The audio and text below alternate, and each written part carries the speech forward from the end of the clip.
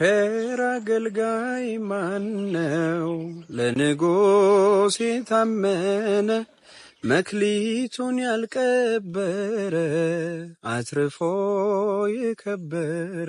ይሄው ጀነራል ስቤ ያለው ኢንቫይት አድርጌያለሁ። ጀነራል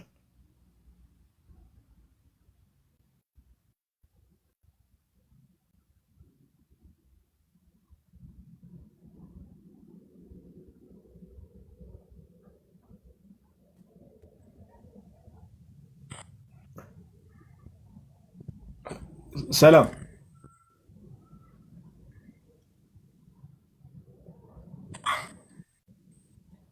አይሰማም? ጋዲሳ ጤና ይስጥልኝ። ይሰማል? እግዚአብሔር ይመስገን። ሰላም እንዴት ነህ? ሰላም በታይትል እንጥራ። የምር ጀነራል ነው ወይስ ጀስት ዩዘር ኔም ነው? በስሜ ጥራኝ። ዳንኤል ታደሰ ነው ስሜ። ዳንኤል ብለህ ጥራኝ። ኦ የምርም ጀነራል እንድናከብር እኮ ነው።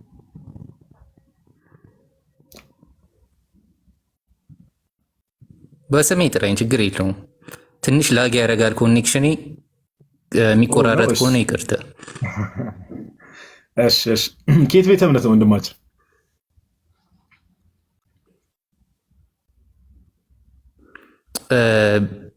እኔ በራሴ መጽሐፍ ቅዱስ የማነብ ሰው ነኝ፣ ግን በሶላ እና በዶግማ ደረጃ የምከተለው የፕሮቴስታንቶችን ነው።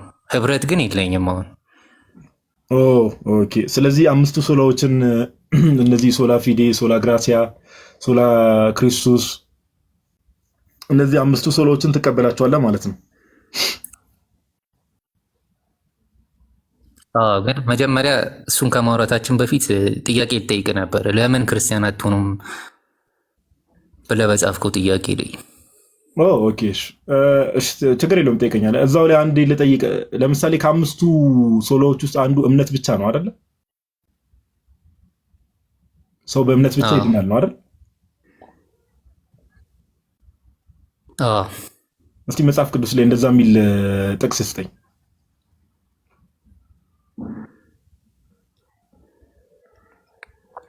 ሰው በእምነት ብቻ ይድናል የሚል ጥቅስ መጽሐፍ ቅዱስ ላይ የለም። ከየት መጣ ታዲያ ትምህርቱ? ከየት አምጥታ አመንክ አንተ ይህንን ትምህርት?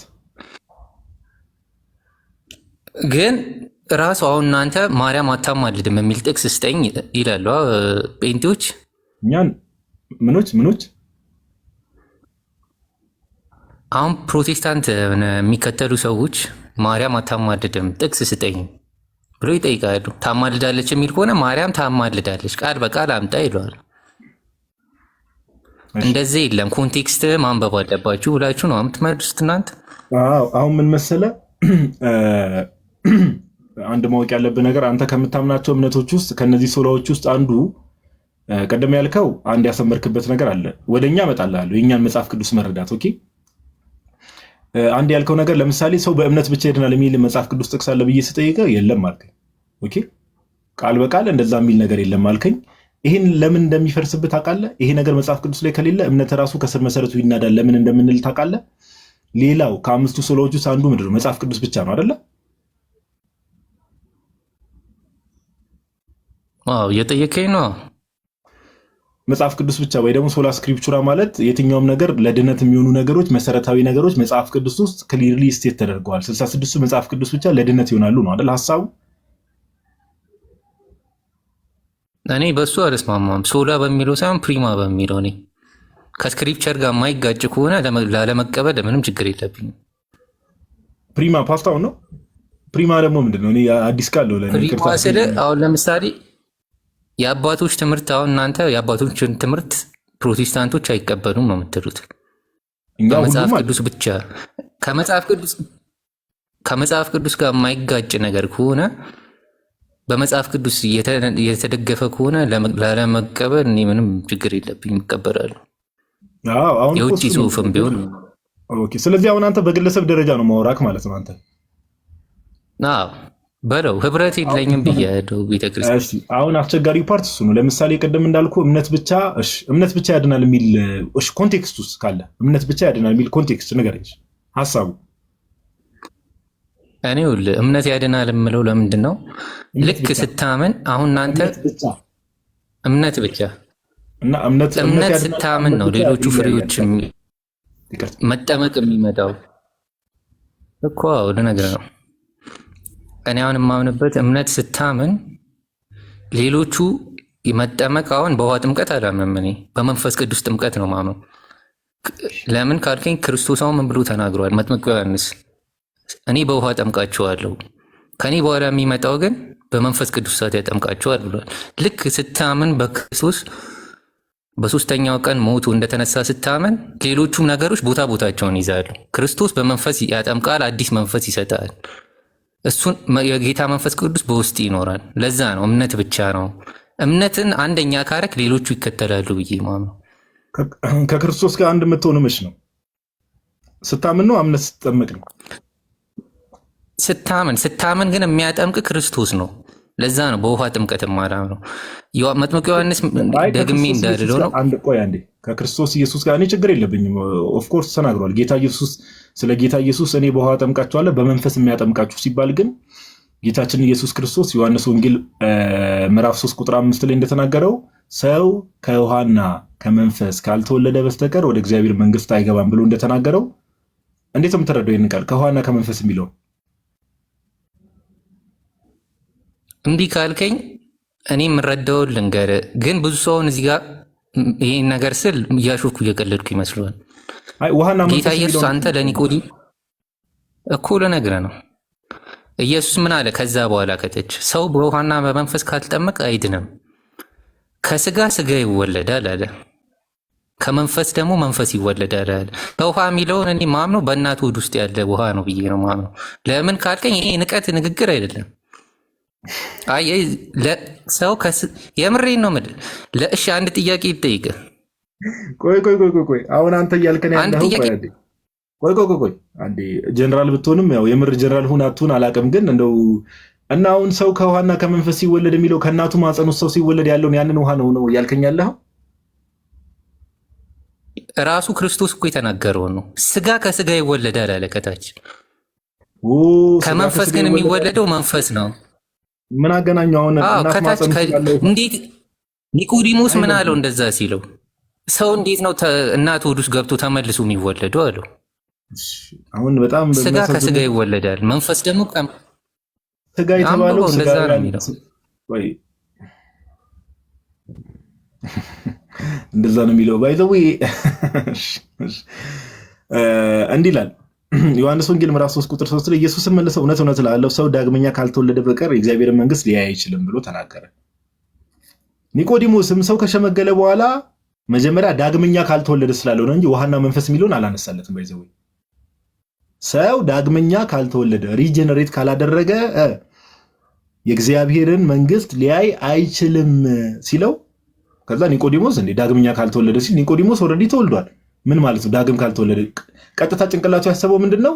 እናቱ ማፀን ውስጥ ድጋሚ ገብቶ መውጣት። ኒቆዲሞስ ያሰበው እሱ ነው። ኦኬ ቁጥር 4 ላይ ኒቆዲሞስም እንዲህ ብሎ መለሰ፣ ሰው ከሸመገለ በኋላ እንዴት ሊወለድ ይችላል? ሁለተኛ ወደ እናቱ ማፀን ገብቶ ይወለድ ዘንድ ይችላልን አለው። ለምን ዳግም ካልተወለደ ጌታ ሲናገር ኒቆዲሞስ ያሰበው ምንድነው? ወደ ማፀን ውስጥ ገብቶ ድጋሚ መውጣት ነው ያሰበው፣ ስጋዊ ሐሳብ ስለሆነ ማለት ነው። ቁጥር 5 ላይ ጌታችን ኢየሱስ እንዲህ አለው። ኢየሱስም መልሶ እንዲህ ሲል እውነት እውነት እልሃለሁ አሰመረበት፣ ሰው ከውሃና ከመንፈስ ካልተወለደ በስተቀር ወደ እግዚአብሔር መንግስት ሊገባ አይችልም። ከስጋ የተወለደ ስጋ ነው ያለው። ስጋውያንና መንፈሳውያን የሚባል ነገር አለ። ኦኬ ከስጋ የሚባለው ይሄ በቃ ስጋዊ የሆነ ሰው ገብቷል። አዳማዊ የሆነ ሰው ከስጋ የተወለደ ስጋ ነው። ከመንፈስ የሚወለድ ግን ከላይ ምን ስላለ? ከውሃና ከመንፈስ ካልተወለደ በስተቀር ስላለ ከመንፈስ መወለድ እንደ አዲስ ሪጀነሬት ማድረግ ግን ከመንፈስ የተወለደ ደግሞ መንፈስ ነው። ዳግመኛ ልትወለዱ ያስፈልጋችኋል ስላልኩ አታድንቅ እያለ ያብራራል። አሁን እኔ አንተን የምጠይቅህ እናት ማፀን ውስጥ ያለው ውሃ ነው። ቆይ እናት ማፀን ውስጥ ያለው ውሃ ነው የሚለውን ኬታ መጣ ነው? አንተ በራስህ ይሄን እንደዚህ ብለህ ፈተኸዋል። ራሴ አይደለም። እሺ ትክክለኛ ሐሳብ ነው። ሁሉም የቤተክርስቲያን አባቶች ከጥንት ጀምሮ የነበረው ከአንደኛው ክፍለ ዘመን ጀምሮ የነበረው ክርስትና ውሃና መንፈስ የሚለውን የውሃ ጥምቀት አድርገው ነው የፈቱት ሁሉ። እሺ ልንገርህ፣ ጥያቄ ልጠይቅህ። በራሴ ፈተውት ነው ያልኩኝ። ማን እንድፈታፍ በገዛ ነፍሴ ራሴ በፈታሁት ሀሳብ ማን ቢፈቅድልኝ ባይፈቅድልኝ ያው ምን አይነት ጥያቄ ነው? አንድ ጥያቄ አንተ አሁን እሱ ነው ችግሩ። አየህ አይደል ጀነራል ይቅርታ አድርግልኝና በራሴን የፈታሁት በራሴ ነፍስ ላይ ያልኩ። ኧረ አንተሽ ጀነራሎችን እያስወደድክ ፓፓ እንዳንተ ሰውዬ ልታስመታኝ ነው እንዴ? ኧረ ተው ጋይስ። እኔ ራሱ ከጀነራል ጋር እንደዚህ አይነት ቀልድ መቀለድ ትላለህ። ተጨማለቀ በስርዓቱ እንኳን ማውራት የማይችል ልጅ ነው። ለዛ ነው ማንሰማው ጉድ የለ እንደው። አይ ለምን ያደክማል እንዴ? ዝም ብለን እየታየን አንስቅም አይደለም። እኔ በጣም ነው ያሳቀኝ። እናት ማህፀን ውስጥ ያለው ውሃ ነው ውሃና መንፈስ የተባለው።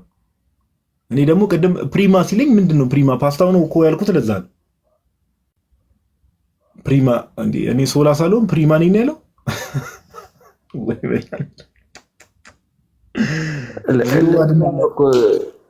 ቀቅለ ብለው ያልኩትኝ እዛው እንዴ አቦካው እኮ በእናት። እሺ ለማንኛውም የማንሰማው ነገር የለም። እግዚአብሔር እድሜ ይስጠን እንጂ ብሏል ሰውየው። እሺ ማን አለ ገስት ላይ? እሺ ጀነራል በቃ ይቅርቦት እባክዎት።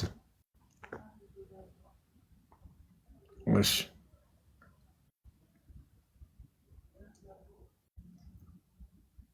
እናት ማህፀን ውስጥ ያለው ውሃ ጋይስ ካን ዩ ኢማጂን? እናት ማህፀን ውስጥ ያለውን ውሃ ነው ከውሃና ከመንፈስ የሚለውን።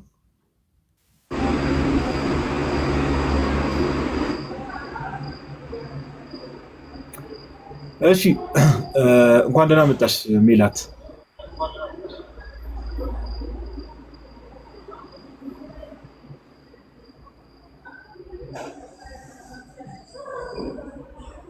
ሜላት ቢዩቲ ሳሎን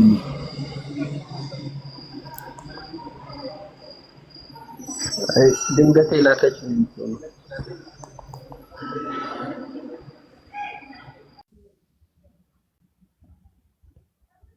እሺ ሰው አባርን አይደለም ጀነራል ኔትወርኩ መሰለኝ።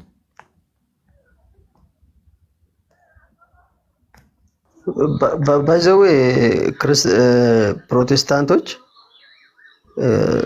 በቃ ስለራሳቸው እምነትም ክርስቲያን ነን ብሎ እንኳን የማውራት ድፍረትም እንደሌላቸው ነው ያሳዩ። ሰላም ታመሻችሁ። እግዚአብሔር ይመስገን። እንኳን ደህና መጣሽ እህታችን። እንኳን ደህና ቆያችሁ። ጋዲ በውስጥ በኩል ኢንቦክስ አድርጌላለሁ በእግዚአብሔር ይኸውና መልስልኝ እሺ፣ ከይቅርታ ጋር እሺ። ኦኬ እሺ አመሰግናለሁ። እሺ ለመናገር ነው የገባሁት። እሺ በእግዚአብሔር አትለፈኝ እሺ፣ በጣም አስቸኳይ ነገር ስለሆነ ነው። እሺ ድጋሚ ጻፊልኝ እሺ፣ አሁን እንዳረሳው ስወጣ። እሺ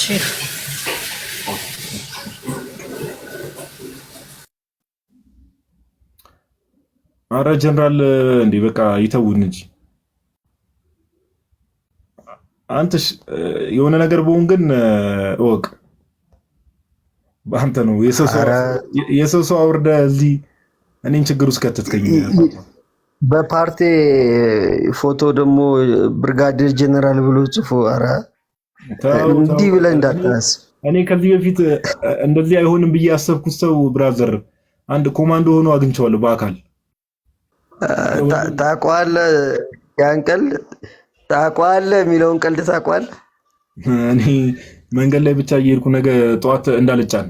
ለማንኛውም ጋይስ ድንገት የሆነ ነገር ካጋጠመኝ አንተሽ ነው ተጠያቂ። ኦኬ ኢንኬዝ የሆነ ነገር ካጋጠመኝ ታውቃላችሁ የት ልትፈልጉኝ እንደሚገባ። ገቢ ለልማት ተደርጋል። ቢያዘምቱ ነው ምንም አትሆንም። ገቢ ተደረገ ቢያዘምቱ ነው ምንም አትሆንም። አረ ወንጌሉን እስቲ መቅደስ ነይ ግቢ እስቲ አበባ ከመበትኝ ስቤሻለሁ።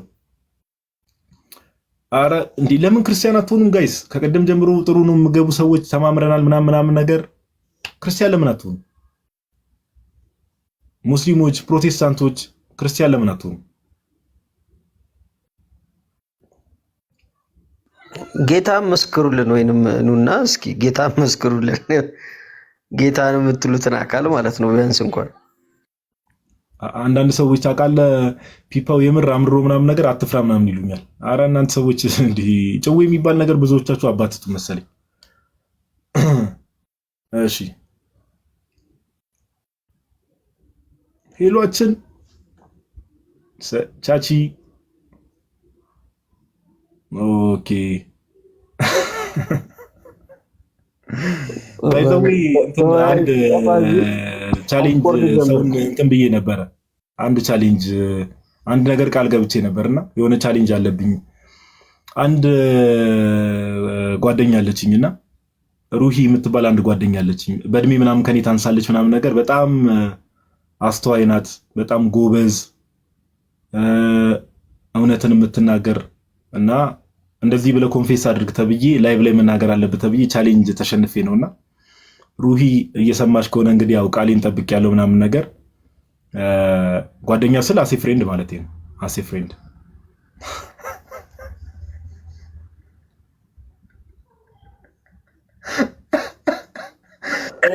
ቪዲዮ አብርቼ ነው የምሰማው። ምን አልከኝ ፓፓ? አይ ቪዲዮ አብርቼ ነው የምሰማህ አልኩህ እንጂ እና እሱ ነው የሆነ ቻሌንጅ ነገር ተሸንፌ ነው እና ያው ኮንፌስ አድርጌያለሁ። እሺ ለማንኛውም እሺ ሰዎች ገስት መላክ ትችላላችሁ። ከቀደም ጀምሮ ስትልኩ እንደነበረው ልትናገር መስሎኝ እኮ ምን ተናገርኩ እኮ። እሺ ይሄ ሰውዬ ምንም እሺ ልቀበለው እስቲ። አብራራው አልገባንም። ይገባቸዋል ወደፊቱ። እሺ ሃይ ሰላም። እሺ ወንድማችን አታስወጣኝ ብሮ ሳልጨርስ እየተወያየን። እሺ አሁን እሺ እሱን ሐሳብ እንተውና በቃ ለምን ክርስቲያን እንደማትሆን ሐሳብ አቅርብና እዛ ላይ እንወያይ። ለምን መሰለህ ይመስለኛል መጽሐፍ ቅዱስን በራሴ ማይንድና በቃ በራሴ መልኩ ነው የምረዳው፣ በራሴ መልኩ ነው የምፈታው እያልክ ስትናገር ስለነበረ እሱ ደግሞ ያስቸግራል። አሁን በራሴ ብቻ ነው የምረዳው፣ በራሴ ነው የምፈታው የምትል ከሆነ በጣም ሰፊ ጊዜ ይወስዳል። ኦኬ ለማውራትና ለማብራራት እንደዛ ስለሚሆን ክርስቲያን ለምን አትሆንም፣ ኦርቶዶክስ ክርስቲያን ለምን አትሆንም የሚለውን ሐሳብን አቅርብና እዛ ላይ እናወራ። አሁን ለምሳሌ ኦርቶዶክስ ክርስትና ላይ የጌታን ቁርባን ካልተቀበላችሁ ማን ነው ለምንድን ነው የምታስወጡት? አንተን ያስወጣው? አዎ ጋዲ ፍሬ የለውም። በቃ ቀጥልና ሲረጋጋ አይታወቅም። አታስወጣው ፓፓ ተው እንጂ ና ግባ። ተው አታስወጣው። አንተ ሰውዬ ምን ሆነ ነው? እኔ አክሰፕት አድርጌው ዝም ብለህ ታስወጣዋለህ እንዴ? ጥያቄ ያለውን ነገር ይጠይቅና ከዛ በኋላ ምንችለው ነገር ከሆነ መልስ ሰጥተን ከዛ በኋላ በዛ መሰረት እንቀጥላለን። እሺ ይቅርታ ዳኒ ቀጥል። በኦርቶዶክስ እምነት ቅዱስ ቁርባን ካልተቀበልክ እና የውሃ ጥምቀት ካላገኘ የሕይወት አክሊል በክርስቶስ በኩል የሚገኘውን ለአንተ እንደማታገኝ ቤተክርስቲያኑ ያስተምራል። መጽሐፍ ቅዱስ ላይ ሳነብ ደግሞ ገነት መጀመሪያ የገባው ሰው ምንም እንደዚህ አይነት ነገሮችን አልፈጸመም። ከክርስቶስ ጎን የነበረው ሌባ። ይሄ በእናንተ ዶክትሪን ከሆነ ይህ ሰውዬ ገነት መግባት አልነበረበትም። ይህ ሰውዬ እንዴት እንደገባ መጀመሪያ ልጠይቅ አንተን። አንደኛው ማልመጣበት ምክንያት ወደ ኦርቶዶክስ ይሄ ነው።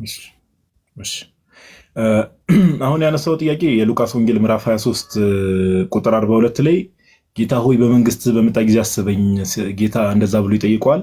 ኦኬ ጌታ ሆይ በመንግስት በመጣ ጊዜ አስበኝ ብሎ በመስቀል ላይ የተሰቀለው ያ ወንበዴ ጌታን ይጠይቀዋል። አሁን እዚህ ጋር ማወቅ ያለብን ነገር ምንድን ነው? ጥምቀት ስንል ቅዱስ ቁርባን ስንል ወንድማችን ዳኒ የአዲስ ኪዳን ስርዓቶች ናቸው አይደለም? ነው። አዲስ ኪዳን ደግሞ የአዲስ ኪዳን ስርዓት የተጀመረው በክርስቶስ ኢየሱስ ሞትና ትንሣኤ ነው አይደል? ነው። ጥምቀት ማለት ሮሜ ምዕራፍ 6 ላይ እንደሚናገረው ቅዱስ ጳውሎስ ከክርስቶስ ኢየሱስ ጋር ሞቶ መነሳት ነው አይደል? ነው። ያ ወንበዴ በጌታ ቀኝ የተሰቀለው ያ ወንበዴ በእሱ በተሰቀለበት ሰዓት ላይ በዛ ሰዓት ክርስቶስ ኢየሱስ ከሞት ተነስቷል? አልተነሳም። ስለዚህ የአዲስ ኪዳን የጥምቀት ስርዓት አልተጀመረም ማለት ነው አይደል? አልተጀመረም። አዎ ቅዱስ ቁርባንም ስንመለከት ስጋዬን የሚበላ ደሜን የሚጠጣ ብሎ ጌታ ማቴዎስ 26 ላይ ስጋዬን የሚበላ ደሜን የሚጠጣ ብሎ ከተናገረ በኋላ ስለ ብዙዎች የኃጢአት ይቅርታ የሚፈስ የአዲስ ኪዳን ደሜ ይሄ ነው ብሎ ሲናገር ያ በቀኝ በኩል ያለውን ወንበዴ እውነት እውነት እላለሁ ዛሬ ከኔ ጋር በገነት ትኖራለህ ብሎ ጌታ በሚናገርበት ሰዓት ያንን ነገር በሚነግረው ሰዓት ላይ የቅዱስ ቁርባን ስርዓት ተጀምሯል? አልተጀመረም።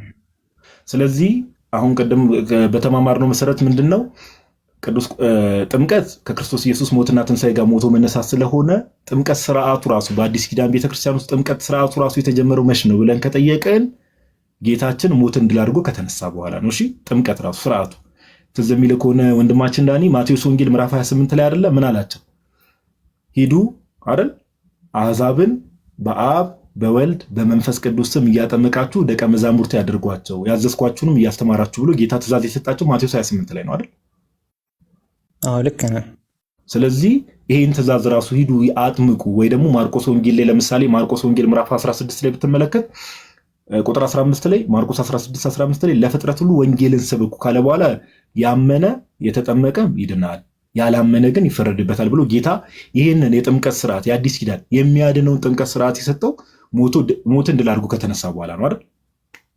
አዎ አንድ ጥያቄ ልጠይቅህ ሳትይዝ ገብቶኛል አንተ የምትለው። ወንበዴው ግን አይተህ ከሆነ ከክርስቶስ ኢየሱስ ሞትና ትንሣኤ ገና መስቀል ላይ ስለሆነ ይሄ ነገር አይመለከተውም ልልህ ፈልጌ ነው ወንድማችን። እሺ አሁን ይህ ሰውዬ በአዲስ ኪዳን ህግ አይደለም የሚዳኘው አልከኝ።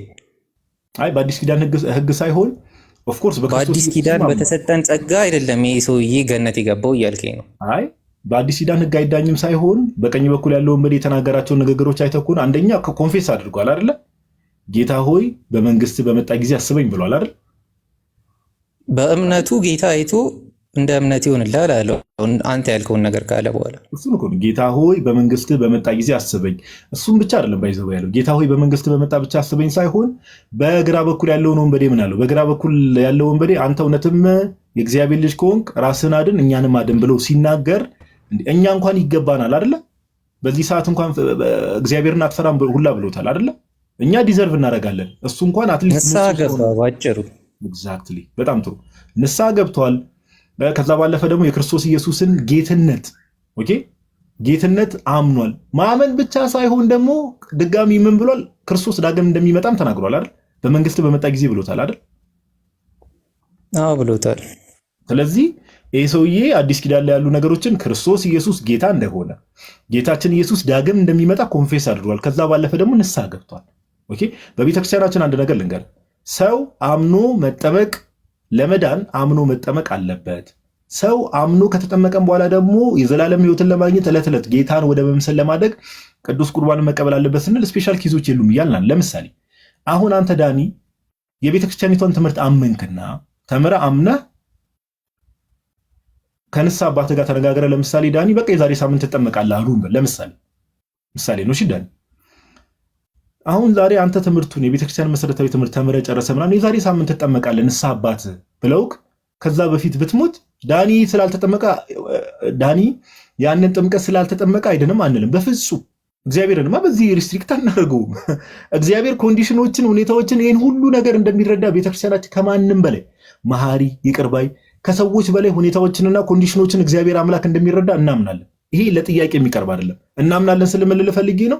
በቀኝ በኩል ያለው ወንበዴ መስቀል ላይ ሆኖ ለምሳሌ የምር የአዲስ ኪዳን ስርዓት ከዛ አንደኛ ከዛ በፊትም ነው ከጥምቀትና ከቅዱስ ቁርባኑ ስርዓት በፊትም ነው። ሁለተኛ እንደው መስቀል ላይ ተሰቅሎ ራሱ በዛ ሰዓት አንድ ሰው መስቀል ላይ ተሰቅሎ አንተ ሰውዬ ለመዳና እንዴ መስቀል ላይ የተሰቀለን ሰው እንዴት ተሰቀለን ሰው ለመዳን ግዴታ ወርደ መጠመቅ አለበት? ኧረ በፍጹም እንደዚህ አይነት እምነት ቤተክርስቲያን የላትም።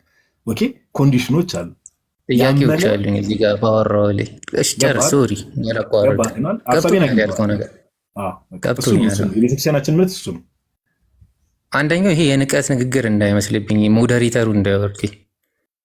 የእግዚአብሔር መንግስት የተከበረ ነው። ይሄ እንደ መንግስት መስሪያ ቤት ወይም ዝም ብለህ ገብተህ ውይ ሳይታሰብ ተስተናገደ አይባልም። ሁሉም ነገር በስርዓትና በእንትን ነው የሚካሄዱ አይደል? እነ አብርሃም እነ ዳዊት ነቢዮቹ እነ ሳሙኤል የእምነት አርበኞች የተባሉት ያህን ገነት አልገቡበትም፣ አላዩትም። ይሄ ሰውዬ በአዲስ ኪዳን ነው ካልከኝ በአዲስ ኪዳን ነው ካልከኝ እናንተ አጥምቃችሁ የጌታን ቁርባን ወስዳችሁ ካልሆነ አትገቡም በምትለው ይሄ ሰውዬ በታሪክ ገነት ውስጥ ሊገባ አይችልም። አይ ይሄ ሰውዬ ክርስቶስ ከመሞቱ በፊት አልሰማኝም እንዴ? ማወራውን ነገር ከቅድም ጀምሮ ሰምቻለሁ አልከኝ፣ አልሰማኝም። መስቀል ላይ ስለሆነ ወርዶ ሊጠመቅ አይችልም ማለት ነው። አይደለም እሱን አይደለም፣ ከስርዓት በፊት ነው ሲጀመር። ከስርዓቱ ጥምቀት የሚባለው ነገር ነገርኩ እኮ ሁለት ኮንዲሽኖችን እኮ በብሉይ ኪዳን ነው በአዲስ ኪዳን ነው የሰውዬ። ይሄ መልስልኝ። ዞሮን ከፍተስማኝ አንዴ ቆይ። ኦኬ ከክርስቶስ ኢየሱስ ትንሣኤ በፊት አዲስ ኪዳን የሚባል ነገር አለ እንዴ? የለም፣ በብሉይ ኪዳን ነው። ታዲያ ከክርስቶስ ኢየሱስ ትንሣኤ በፊት አዲስ ኪዳን። ቤተክርስቲያን ስለ አዲስ ኪዳን እኮ የምንለው አዲሱ ኪዳን ምንድነው? ክርስቶስ ኢየሱስ ከክርስቶስ ኢየሱስ ደም ጋር የሚገናኝ ነው ኪዳኑ ራሱ፣ ሞትና ትንሣኤው ጋር የሚገናኝ ነው። ኦኬ ከክርስቶስ ኢየሱስ ሞትና ትንሣኤ በፊት ወይ ደግሞ ከትንሣኤው በፊት አዲስ ኪዳን የሚባል ነገር የለም። ይሄ ማወቅ አለብን። ኦኬ ነገር ግን አንደርስታንድ ልታደርግ የሚገባው ነገር ስርዓቱ እንደ ስርዓት ራሱ ለቤተክርስቲያን ለሐዋርያት የተሰጠው በስርዓት ደረጃ ራሱ የተሰጠው ከዚህ በኋላ ነው። ጌታ ሞትን ድል አድርጎ ከተነሳ በኋላ ነው። እኛ አሁን ሰው አምኖ መጠመቅ አለበት ለመዳን ብለን ስንናገር ይህን ሁሉ ነገር ስናወራ በአዲስ ኪዳን ስለተሰጠው ስርዓት ነው እያወራን ያለ ነው። ይሄ በቀኝ በኩል ያለው ወንበዴ ግን ይሄ ስርዓት ከመሰጠቱ በፊት የነበረ ሰው ነው። ግን እንደዛም ሆኖ እኮ አልኩ ለምሳሌ እኮ አልኩ ከመስቀል ወርደ አሁን ለምሳሌ በዚህ ጊዜ ያለ ሰው ለምሳሌ አንድ ሰው ለምሳሌ የማያምኑ ሰዎች ለምሳሌ ሙስሊሞች ሊሆኑ ይችላሉ። የሆኑ ግሩፕ ኦፍ ፒፕል ብቻ አንድን ሰው ሰቀሉት እንበል ምሳሌ። አሁን ባለ ምሳሌ ልስጠን። ሰቀሉት። ከዛ መስቀል ላይ በተሰቀለበት ሰዓት ላይ ለምንሽ እሱን ቶ ሊቢያ ለምሳሌ ሊቢያ ላይ ያን የታረዱ ሰዎች አሉ አይደለ? ኦርቶዶክሳውያን የታረዱ አሉ። ሜቢ መረጃው ካለ አንድ ሰው ለምሳሌ ሊቢያ በረሃ ሊሻገር እዛ ባሉ አማጽያን ይያዛል። ምሳሌ ልስጥ፣ ኬዝ ነው። እነዚህ ስፔሻል ኬዞች ናቸው። ምሳሌ ልስጥና ሊቢያ ላይ ይያዝና የሆነ ሰው ታስሮ ተንከራቶ ከዛ ከመገደሉ በፊት ኢየሱስ ክርስቶስ እውነትም ጌታ እንደሆነ አምናለሁ፣ እውነተኛ እግዚአብሔር ልጅ እንደሆነ አምናለሁ ብሎ አምኖ ይሄ ትምህርቱን የቤተክርስቲያንን ትምህርት አምኖ ግን ሳይጠመቅ እዛ ጋር ቢገሉት አይድንም አንልም። በፍጹም አንልም። ቤተክርስቲያን ይሄ አሁን እያልከኝ ያለው ነገር ከኦርቶዶክስ ቴዎሎጂ ጋር እንደሚጋጭ እየሰማው ነው ወይስ እየሰማው ነው? አንዴ ላውራ። ያልከኝን ነገር ደግሜ ልንገርህ። ስፔሻል ኬዝ እንዳለ ነገር ያለው አልነገርኩም። ስፔሻል ኬዝ የሚለውን ነገር በቃ አሁን ለምሳሌ በኦርቶዶክስ ቴዎሎጂ አሁን አንተ እያልከኝ ያለው ነገር በቤተክርስቲያናችን እንዳለ ነገር ያለው አልነገርኩም እኮ። ያልከኝን እየደገምኩልህ እኮ ነው። ቁርባኑን ካልተቀበልክ እና በውሃ ጥምቀት ካልተጠመቅ ስፔሻል ኬዝ ካለ ትገባለህ እያልከኝ ነው። በሆነ ኮንዲሽን ላይ እንዳልኩ ነው። እግዚአብሔርን ማንም ሪስትሪክት አያደርገውም። በሆነ ኮንዲሽን ላይ አሁን እንዳልኩ የሞትና ህይወት በሞትና በህይወት አፋፍ ላይ ሆነው ሰው ግዴታ የኒቂያ ጉባኤ አባቶችን ምንትን ማስቀመጥ እንችላለን። ዴዝቤድ ላይ ያሉ ሰዎች ሌላ ምሳሌ ልጠይቅህ ከመጽሐፍ ቅዱስ ላይ ከአንተ ሀሳብ ጋር የሚጋጭ ማለት ነው። አንዴ ረጋ በል በእናትህ። እኔ አሁን ድጋሚ ያስገባው አንተ ቅድም የተናገረው ነገር እውነት ሳይሆን አይቀርም። ቆይ አንዴ ጆሮን ከፍተህ ስማኝ። ኦኬ እንደው ዝም ብለን ለመዳረቅም ብቻ ሳይሆን ከቅድም ጀምሮ የምነግርህን ነገር አትሊስት ሰምተህ አገናዝበህም አይደለም የምጠይቀኝ። ስፔሻል ኬዝ አለ ሲባል ሰው አሁን ለምሳሌ አንድ ፕሮቴስታንት ወይ አንድ ጴንጤ ለምሳሌ እኔ አሁን አንድ ክርስቲያን ሆኜ ምናምን ነገር ሳልጠመቅ ጊዜው እያለኝ ሳልጠመቅ የጌታን ስጋና ደም ሳልቀበል እድናለሁ ብዬ ዝም ብዬ ብቀምጥ እንዲህ የሚባል ነገር አይደለም እያልኩ ያለሁት። ግን አንዳንድ ኬዞች አሉ። ለምሳሌ በቀኝ በኩል እንዳለው ወንበዴ አንዳንድ ሰዎች ስፔሻል ኬዞች እግዚአብሔር ባወቀው ይኖራሉ አምነው፣ ነገር ግን እነዚህ ነገሮች ለማድረግ ጊዜ የሚያጡ ሰዎች፣ እነዚህ ሰዎች አይድኑም ብለን አንናገርም። ዚስ ኢዝ ስፔሻል ኬዝ እያልኩ ነው ወንድማችን፣ ሰምተኸኝ ከሆነ እንጂ በዶክትሪን ደረጃ ሰው ሳይጠመቅና ቁርባን ሳይቀበል የጌታን ስጋና ደም ሳይቀበል ይድናል የሚል ትምህርት የለንም። እሺ በሌላ እንትን አድርጌ ልንገር። ይሄ አከራካሪ ስፔሻል ኬዝ ስለሆነ ስፔሻል ኬዝ ባልሆነ ልንገር። እሺ እግዚአብሔር መንፈስ በአዲስ ኪዳን ሰው ውስጥ ነው የሚኖረው። ምን ውስጥ? ሰው እኛ ውስጥ ነው። በአዲስ ኪዳን የእግዚአብሔር መንፈስ የሚኖረው አንተ ውስጥ የለም። አምኖ የተጠመቁ ክርስቲያኖች ውስጥ ነው ያለው። እሺ ክርስቲያኖች ውስጥ ነው የሚኖረው። አዎ ኦፍ ኮርስ። ያልዳነ ሰው ውስጥ የእግዚአብሔር መንፈስ ይኖራል? ውስጡ ይኖራል ስትል በምን መልኩ? ለምሳሌ አሁን አንተ ውስጥ ስላልተጠመቅ ቅዱስ ቁርባን ስላልተቀበልክ የእግዚአብሔር መንፈስ በውስጥ ሊኖር አይችልም ማለት ነው። የእግዚአብሔር ቤተ መቅደሶች ናቸው ሲባል ባይዘው መንፈስ ቅዱስ የሚሰጠውን ጸጋ ያልዳኑ ሰዎች አያገኙም ማለት ነው። ሌላ ትርጉም የለውም። ስለዚህ ያልዳኑ ሰዎች ውስጥ እግዚአብሔር መንፈስ አይኖርም፣ ጸጋው የለም። የእግዚአብሔር መንፈስ ጸጋ የለም። እሺ፣ የሐዋርያት ሥራ ላይ ጴጥሮስ ኮርኔሊዮስ የሚባል አሕዛብ ጋር ሄደ። ይህ ሰውዬ በሕይወቱ ተጠምቆ አያውቅም፣ ቅዱስ ቁርባን በልቶ አያውቅም። አሁን አንተ የእግዚአብሔር መንፈስ ያልዳነ ሰው ላይ አይኖርም። በእናንተ ዶክትሪን ይህ ሰውዬ ሊድን አይችልም። ምንም ስፔሻል ኬዝ የለበትም። ቤቱ እየኖረ ነው። ግን የእግዚአብሔር መንፈስ ወርዶ አጠመቀው ኮርኔሊዮስ እና ቤተሰቦቹን በሙላ። እንዴ ወንጌል ሳይሰበክለት ሳይጠመቅ ቅዱስ ቁርባን ሳይወስድ የውሃ ጥምቀት አልተቀበለም ኮርኔሊዮስ። ይህን መልስልኝ። አንዴ ሚዩት አድርግና ችግር የለውም እኔ መልስላለሁ። እኔ ጉሮሮኝ ደከመኝ። የዋዴ ትሄድበታለህ። የቆርኔሊዮስ በጣም ብዙ ጊዜ መልስ የሰጠነው ነገር ስለሆነ አለ። የዋዴ አለኝ ጋዶ። ኦኬ የቆርኔሊዮስን ኬዝ አብራራለት። ደከመኝ። እኔ ረጅም ሰዓት አወራውና ከቅድም ጀምሮ። እሺ ጥሩ። ቆርኔሊዮስ ከሰለሰለቱ ዋዴ አብራራለት። ቆርኔሊዮስ ምን አይነት ሰው እንደነበረ ራሱ አሁን ጥያቄው ራሱ ባይዘው የማይገናኝ ጥያቄ ነው ሲጀመር፣ ግን አብራራው እግረ መንገድ። እሺ ያው እንዴት ዋላችሁ እንዴት አመሻችሁ ብያለሁ። ሁላችሁም ሰላም ክርስቶስ ከእኔም ከእናንተ ጋርም ይሁን። ያው የቆርኔሊዮስ ብዙ ጊዜ ተናግረናል። እኛም ስፔሻል ኬዝ ነው ብለን። ስፔሻል ኬዝ ነው ምን ማለት ነው? ለጴጥሮስም ለሐዋርያቱም ለሌሎችም ክርስቲያኖች ማለት ነው፣ ከአይሁድ ወገን ለሆኑ ክርስቲያኖች ክርስቶስ የሞተው ለአሕዛብም ጭምር እንደሆነ የሚያሳይበት ክፍል ነው። አስቀድሞ ከላይ ጀምረው ለጴጥሮስ ራሱ መንፈስ ቅዱስ ምን ብሎ ሲያሳየው ትመለከታላችሁ። ሙሉ የሐዋርያት ሥራ ምዕራፍ 10 ስንመለከተው ማለት ነው ጴጥሮስ ራሱ ይሄ በአይሁዶች የተከለከሉ ምግቦች አሉ አይደል? አሳማ አርዶ እንዲበላ ምናምን እግዚአብሔር በራእይ ያሳየዋል። ከዛ ይሄ የተከለከለ ነው ፈጽሞ የረከሰ ነው ልበላ አልችልም ይላል። እኔ የቀደስኩትን አንተ የምታረክሰው ማነህ ይለዋል እግዚአብሔር። ስለዚህ ይሄ ሚስጢሩ ስለምን እየተናገረ ነው? እግዚአብሔር ከአሕዛብም ወገኖች ወይም ደግሞ ለአሕዛብም ጭምር የሞተ እንደሆነ ወይም ደግሞ ለእነሱ መዳን እንደሚያስፈልጋቸው ለቅዱስ ጴጥሮስ ይናገራል። ይህንን ለጴጥሮስ ካስረዳ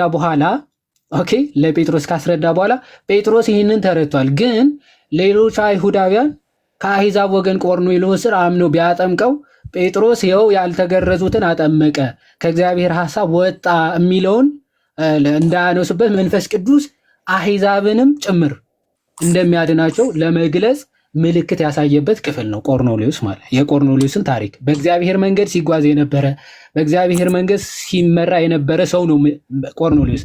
ግን ቆርኔሊዮስ እንዲሁ በእግዚአብሔር መንፈስ ትመራ ስለነበረ ድነሃል ግን አልተባለም። ጴጥሮስ ያስፈልገዋል ለመዳን ማለት ነው። ለመዳን ወንጌል የሚሰብክለት ሐዋርያ ያስፈልገዋል፣ የሚያጠምቀውም ሰው ያስፈልገዋል። ቆርኔሊዮስ መልአኩ ወደ ጴጥሮስ ነው የሚልከው እንጂ በቃ ድነሃል ኦኬ ኦልሬዲ አልቋል አይለው። በቃ እንግዲህ ታምን ነበረ በእግዚአብሔር አምነሃል ስለዚህ ድነሃል አይደለም የሚለው። የሚያጠምቀው የሚያስተምረው ሐዋርያ ጴጥሮስ ይላክለታል ማለት ነው። ግን ጴጥሮስ ሄዶ ሲያጠምቅ ግን ምልክት ያስፈልጓል። ከአሕዛብ ወገንም መንፈስ ቅዱስ ከአሕዛብ ወገንም እግዚአብሔር እንደሚያድን ለአሕዛብም እንደሞተ ክርስቶስ ምልክት እንዲያሳይ መንፈስ ቅዱስ ወርዷል በቆርኔሊዮስ ላይ ማለት ነው። ወይም ደግሞ ቆርኔሊዮስና በዛ አካባቢ የነበሩ አሕዛብ ላይ መንፈስ ቅዱስ ሲወርድ እንመለከታለን። መንፈስ ቅዱስ የወረደው መቼ ነው? ያው እዛው መጀመሪያ መንፈስ ቅዱስ የወረደው ሐዋርያት ሥራ ምዕራፍ 11 ከቁጥር 16 ላይ መጀመሪያ ላንብብና ወደ ሐዋርያት ሥራ ምዕራፍ 10 መለሳለሁ። ልክፈት አይደለ? አዎ አረ ከፍተህ ቢሆን መልካም ነው። ይሄ ብዙ ጊዜ ቆርኔሊዮስ የሚነሳ ሀሳብ ስለሆነ ርዕሱን አይ ቲንክ አይ ሹድ ወደዚህ ላድርግልሽ። ያ እሺ ጴጥሮስ አሁን አሕዛብን ከአሕዛብ ወገን የመጡትን እንዴት እንዳጠመቀ እዛው ምዕራፍ 11 ላይ እያብራራ ነው። እንዴት ከአሕዛብ ወገን የመጡትን ሊያጠምቅ እንደቻለ ማለት። ስለዚህ ማስረዳት ሲጀምር እነሆ እንዲያደረግኩኝ ምናምን እያለ ይመጣና መንፈስም ሳልጠራጠር ከእነርሱ ጋር ሄድ ዘንድ ነገረኝ ይላል። መጀመሪያ መንፈስ ቅዱስ ነው ነገረኝ ራሱ ወደ ቆርኔሊዮስ ሄድኩት ይላል። ሳልጠራጠር እንዲሄድ መንፈስ ራሱ ነገረኝ። እነዚህ 6 ወንድሞችም ደግሞ ከእኔ ጋር መጡ ይላል። ወደዚያም ሰው ቤት ገባን ይላል። ኦኬ ብቻዬን ግን አልሄድኩም፣ 6 ወንድሞች ይዤ ነው ሄድኩታል። እነዚህ 6 ወንድሞችም አብረው ነበሩ አለ ሐዋርያ ቅዱስ ጴጥሮስ። እንዴት ከአሕዛብ ወገን እንዳጠመቀ አሁን ለክርስቲያኖች እያስረዳ ነው።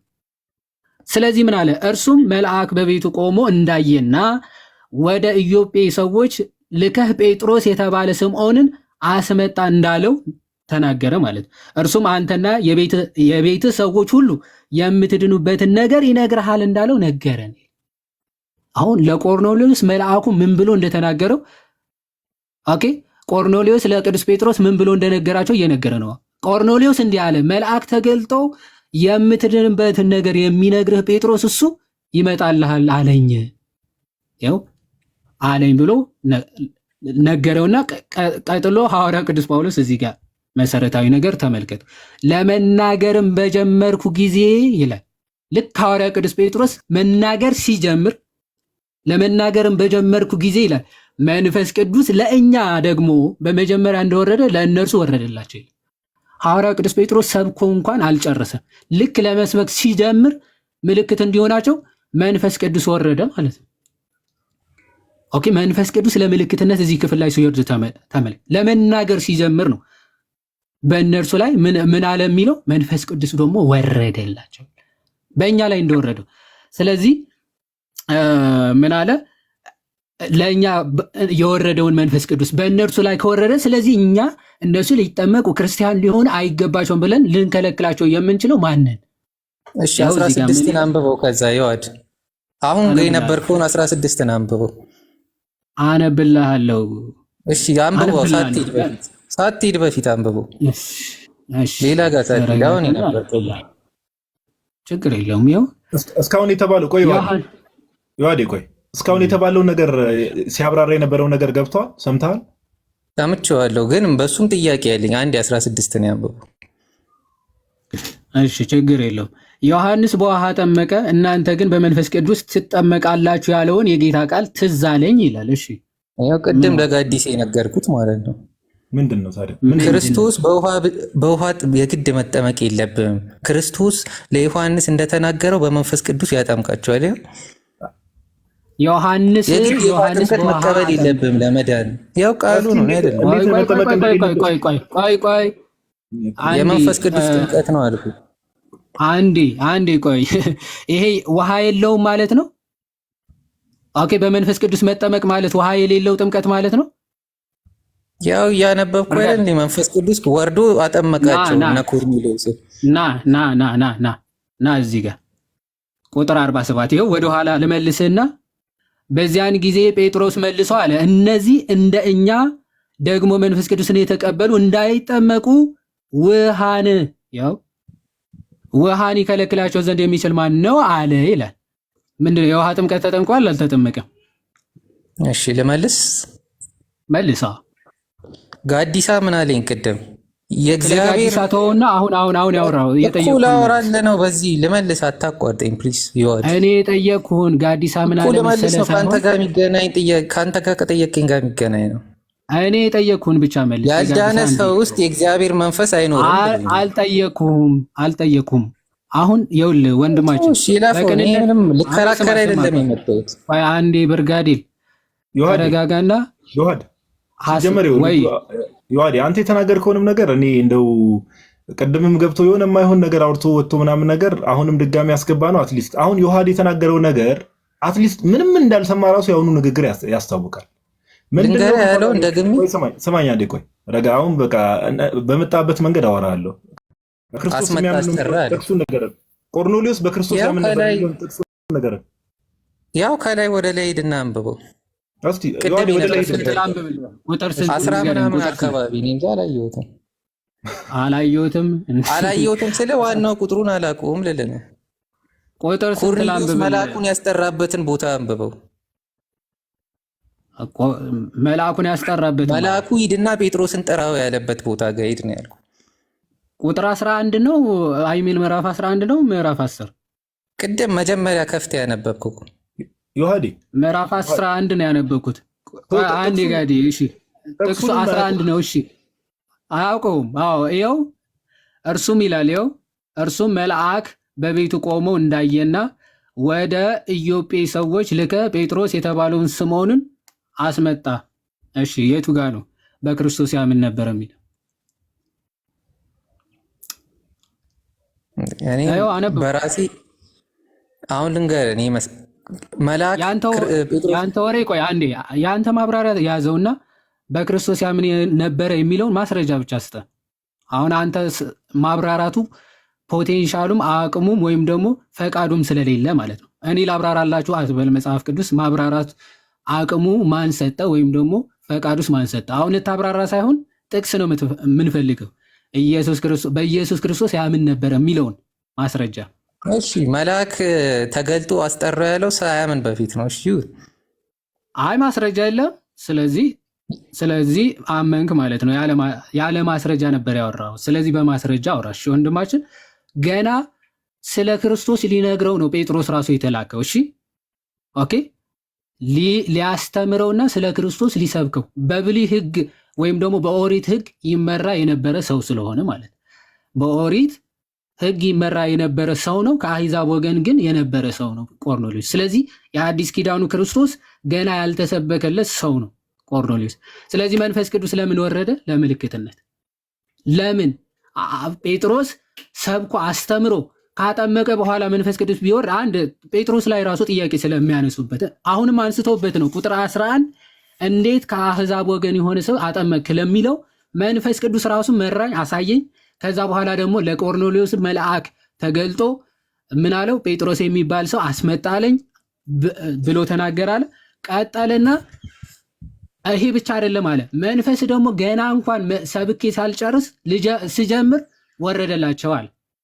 ስለዚህ የወረደላቸው እነዚህ ሰዎች መንፈስ ቅዱስ ራሱ እንዲድኑ የፈቀደላቸው ሰዎች እኛ አትድኑም፣ ድህነት ለእናንተ አልተሰጠም ብለን ልንከለክላቸው አንችልም ብሎ ሐዋርያ ቅዱስ ጴጥሮስ ጥያቄ ልጠይቅህ።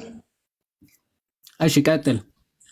ዮሐዴ ጃኬድ ይቅርታ መሀል ላይ ገባው። ሰው የሚያብራራውን ነገር አትሊስት ወይ አንደርስታንድ አድርገህ ወይ ሳይገባ ነው የሆነ ነገር ያለው ገብቶኛል። ምንድን ነው የገባ? ስፔሻል ኬዝ ነው።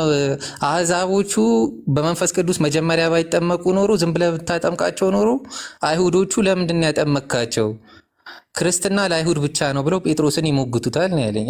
ስለዚህ ቅድም ያነሳው ሀሳብ ልክ እንዳልሆነ ገብተዋል ማለት ነው። ልጠይቀው ስል እኮ አቋረጥከኝ። ያልገባኝን ነገር አንተ እሺ ጥያቄ አንፍቀድለት ጋዲ አንድ እንፍቀድለትና ከዚህ ውጪ ሳይሰበክ ሳያምን የተጠመቀ ማንም እንደሌለ መጽሐፍ ቅዱስ ይናገረናል። ይሄ ግን ስፔሻል ኬዝ እና የመጀመሪያው ከአሕዛብ ወገን የመጣ እንደሆነ መጽሐፍ ቅዱስ ስለሚናገር ሐዋርያ ቅዱስ ጳውሎስ ራሱ ጴጥሮስ ማለት ነው ይቅርታ ያጠመቀበት ምክንያት እያብራራ ስለሆነ ይህን መጽሐፍ ቅዱስ በግልጽ ይናገራል። ጥያቄ እንቀጥል። እሺ አሁን እኔ ቅድምም ለጋዲሳ ጠይቄው ነበር። ከሰማኝ አልሰማኝ እኔ እንጃ አላውቅም። ግን በኦርቶዶክስ ቤተክርስቲያን ውስጥ ቅዱስ ቁርባንና የውሃ ጥምቀት ያስፈልጋል ለደህንነት ብለው ያስተምራል ቤተክርስቲያኑ። እናንተ አሁን የምትሉኝ ነገር እንደዚህ ካልሆነ እንደዚህ አይደለም በሉኝ። የመስቀሉ ሰውዬና የኮርኔሊየስ ቤተሰቦች በጌታ በራሱ በእግዚአብሔር ፍቃድ ስፔሻል ኬዝ ተደርጎላቸው ነው እንጂ ለሌላው ለአሕዛብ በሙሉ የግድ መጠመቅ አለባቸው፣ የቅዱስ ቁርባን መብላት አለባቸው ነው። ለነዚህ ግን ስፔሻል ኬዝ አለው እያላችሁኝ ነው ካልተሳሳቱ። እሺ እኛ እያለን ሳይሆን እንግዲህ ጋዲም ከቅድም ጀምሮ እየተናገረ ነው። በነገራችን ላይ በዚህ በሎጂኮ ዓለም ምን ይሉታል? አክሲደንስ የሚባል ፋላሲ አለ። አክሲደንስ ምን ማለት ነው? የሆነ ጀነራል የሆነ ህግ እያለ በሆኑ በኤክሴፕሽናል ህጎችን ጀነራሉን ማጣፋት ማለት ነው። ለምሳሌ በከተማ ውስጥ ሁልጊዜ የምሰጣት ምሳሌ ነች። በከተማ ውስጥ መኪኖች ሊነዱ የሚገባው በ40 ኪሎ ሜትር ፐር ሰከንድ ነው የሚል ህግ አለ። ማንኛውም መኪና ከ40 ሜትር ፐር ሰከንድ በላይ ከነዳ ይቀጣል ይላል። ከዛ አምቡላንስና የፖሊስ መኪና ግን ኦኬ ይሄን ሊሚት አይመለከታቸውም ማለት አምቡላንስና የእንትን መኪና ግን በ120 እኮ የአምቡላንስ መኪና በከተማ ሲያልፍ ነበረ። ስለዚህ መኪኖች ሁሉ በከተማ 120 እንዲነዱ ይፈቀድላቸዋል ብሎ ህጉን መጣስ ማለት ነው። ኦኬ ይሄ አክሲደንስ ፋላሲ ይባላል። ልክ እንደዚሁ ለሁላችን ለፍጥረታት ሁሉ የተሰጠውን እግዚአብሔር ክርስቶስ ራሱ የሰበከውን ትምህርት ሐዋርያቱ ያስተማሩትን ትምህርት የሰው ልጅ አምኖ ተጠምቆ ይድናል የሚለውን ትምህርት ነው። ይሄ ለማንኛውም ፍጥረት የተሰጠ ትእዛዝና ትምህርት ነው። ክርስቶስ ራሱ ቃል በቃል የሰው ልጅ ያመነ የተጠመቀም ይድናል ነው ያለው። አምኖ ሲጠመቅ ሰው ይድናል። ሐዋርያው ቅዱስ ጳውሎስ ምን አለ? ጥምቀት አሁን ያድነናል ብሎ ቃል በቃል ተናግሯል። ቅዱስ ጴጥሮስ የኃጢአት ስርየት ወደ ማን ነበረ? ሐዋርያ ሥራ ሐናንያ ወደ ሐናንያ ሲልከው ጌታችን ኦኬ የኃጢአት ስርየት እንኳን ያገኘው ሲጠመቅ ነው። ኦኬ መዳን የኃጢአት ስርየት ሳታገኝ ድህነት ስለሌለ ማለት። ስለዚህ ሁሉም ሰዎች ወይም ደግሞ ጌታም ያዘጋ ቆይ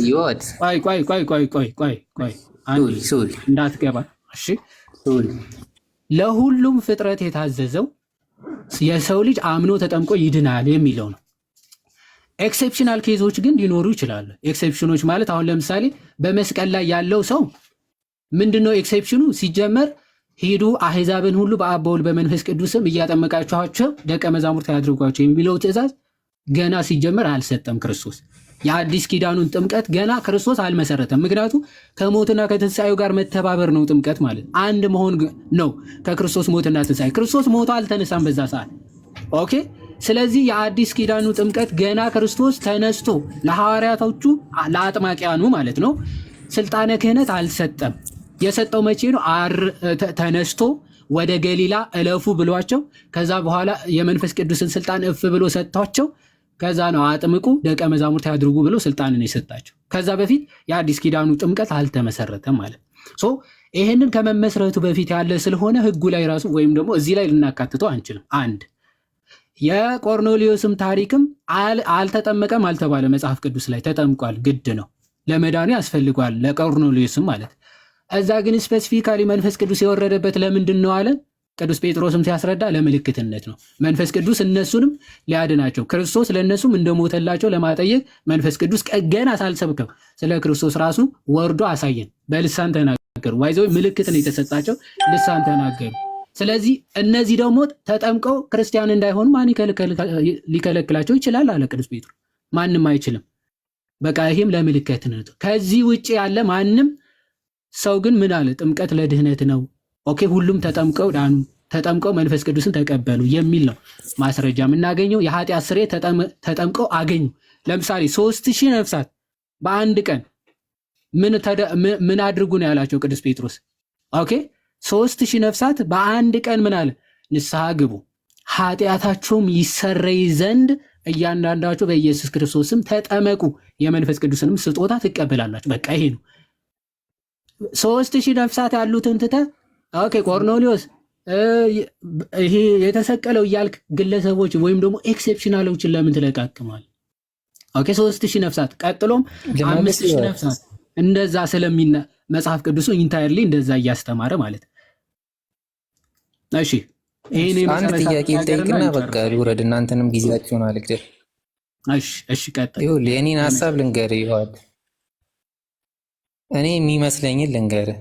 እግዚአብሔር ቤት ላይ ኤክሰፕሽን ይሄ ሰውዬ ስፔሻል ኬዝ ነው።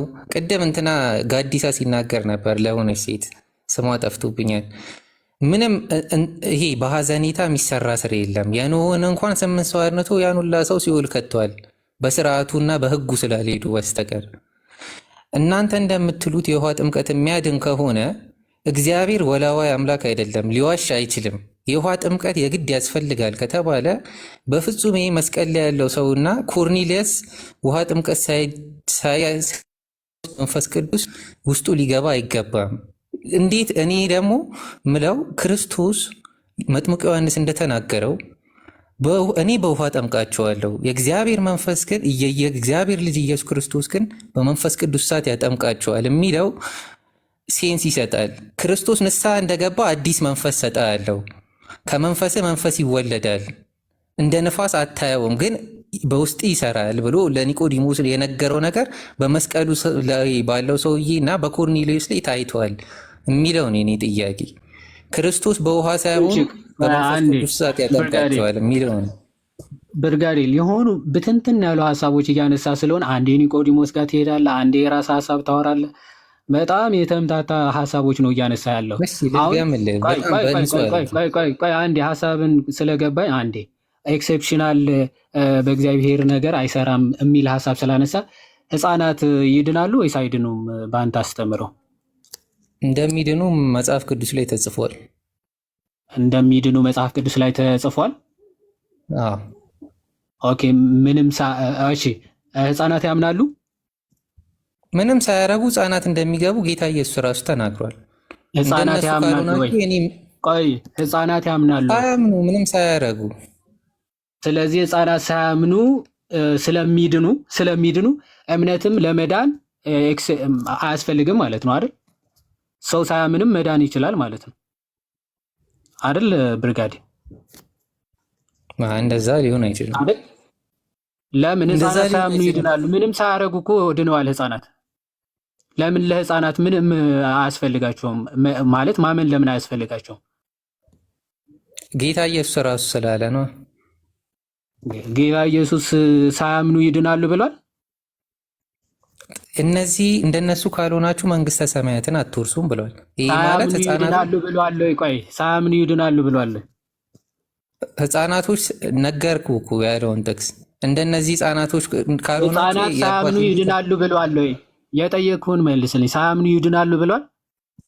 ሳያምኑም አላለም። ስለዚህ ካላለ ያላለውን አትበል። እኔ የጠየቅኩህን መልስ። አሁን ህፃናት ሳያምኑ የሚድኑ ከሆነ እምነት ለመዳን አስፈላጊ አይደለም ማለት ነው አይደል?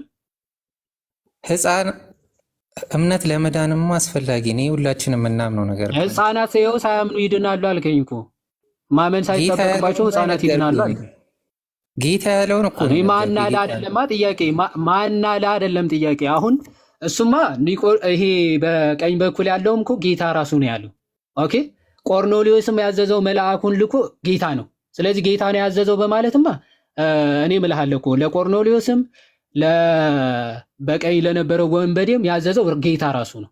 ስለዚህ ተጠመቁ ብሎ ያዘዘውም ክርስቶስ ራሱ ነው። ባይዘዌ ሰው አምኖ ይጠመቃል ይድናልም ብሎ ያዘዘው ክርስቶስ ኢየሱስ ስለሆነ አሁን እሱ ጌታ ነው ያለው ማን ያለው አይደለም ጥያቄ። ሳያምኑ ህፃናት ይድናሉ የሚል አስተምህሮ ከተማ መጽሐፍ ቅዱስ የሚያስተምር ከሆነ ስለዚህ እምነት ራሱ ለመዳን መሰረታዊ ነገር አይደለም ማለት ነው አይደል?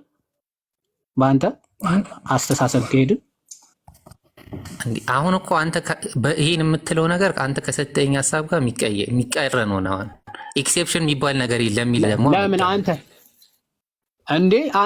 ነው ኤክሴፕሽን የሚባል ነገር የለም ያልከው? ስለዚህ አንተ ኤክሴፕሽን የሚባል ነገር ያለ ካልክ ህፃናት ራሱ በቃ አምነው ሰው አምኖ ነው የግድ መዳን ያለበታል መሆን አለበት አይደል? ሰው የግድ አምኖ ነው መዳን ያለበት።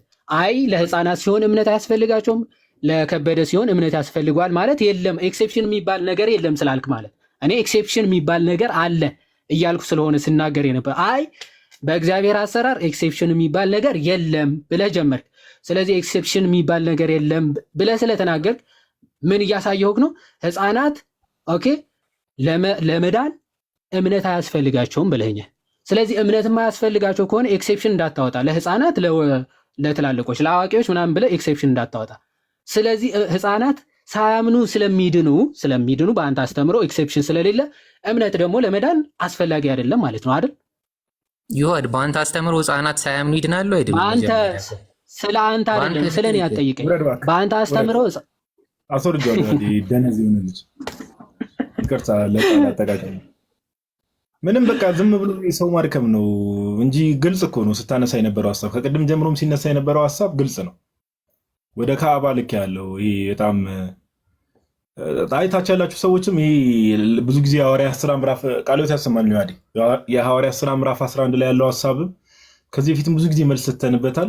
ግን ሁሌም እንደ አዲስ ያልተረዱ ሰዎች ሲኖሩ እንደ አዲስ ጥያቄዎች ምናምን ስለሚነሱ እሱንም አዲስ መደረጉ በጣም መልካም ነው። ኦኬ እንዲህ ዝም ብሎ 1400 ሰው ይዘን ቁጭ ብለን እንደዚህ ሰው ላይ የሰው ሰዓት ላይ ማልገጥ ልክ አይደለም እንጂ ግልጽ ነው በቃ። እና ወንድማችን የያዝከውን ነገር ጭንቅላትን ራስ መርምረሽ ዳይጀስት አድርገው የያዝከውን ሐሳብ። እሺ ያ እቺን ቢመልሳት በጣም አሪፍ ነበር። ከዛ በኋላ ወዲያ ካለ እናስወጣው ነበረ። እየመለሰ እኮ ግን አይደለም ያው አንተስ ምንድነው የምታምነው እያለ አልነበር እንዴ? እያዛጋህ እኮ ነው። አዎ አያሽ አዎ እሷን ኮንሴፕት ነው። አሁን አንተስ ብሎ ዩቶፋላሲ ሰርቶ ለማምለጥ ማለት ነው። እዚህ ደግሞ ማምለጥ አይቻልም። አንተስ ብለህ ሳይሆን የምትመልሰው የተጠየቀውን ነው ቀጥታ መመለስ ያለብህ። አየህ ኤክሴፕሽን የለም ብሎ ሲከራከር ነበረ። ህፃናት ይድናሉ ያለ እምነት። ስለዚህ ኤክሴፕሽን እንዳትለይ ሰው ሁሉ ያለ እምነት ይድናል። አየህ ኤክሴፕሽን ለህፃናት ምናምን ተብሎ ትምህርት አይለይም ስላልክ ማለት ኦኬ።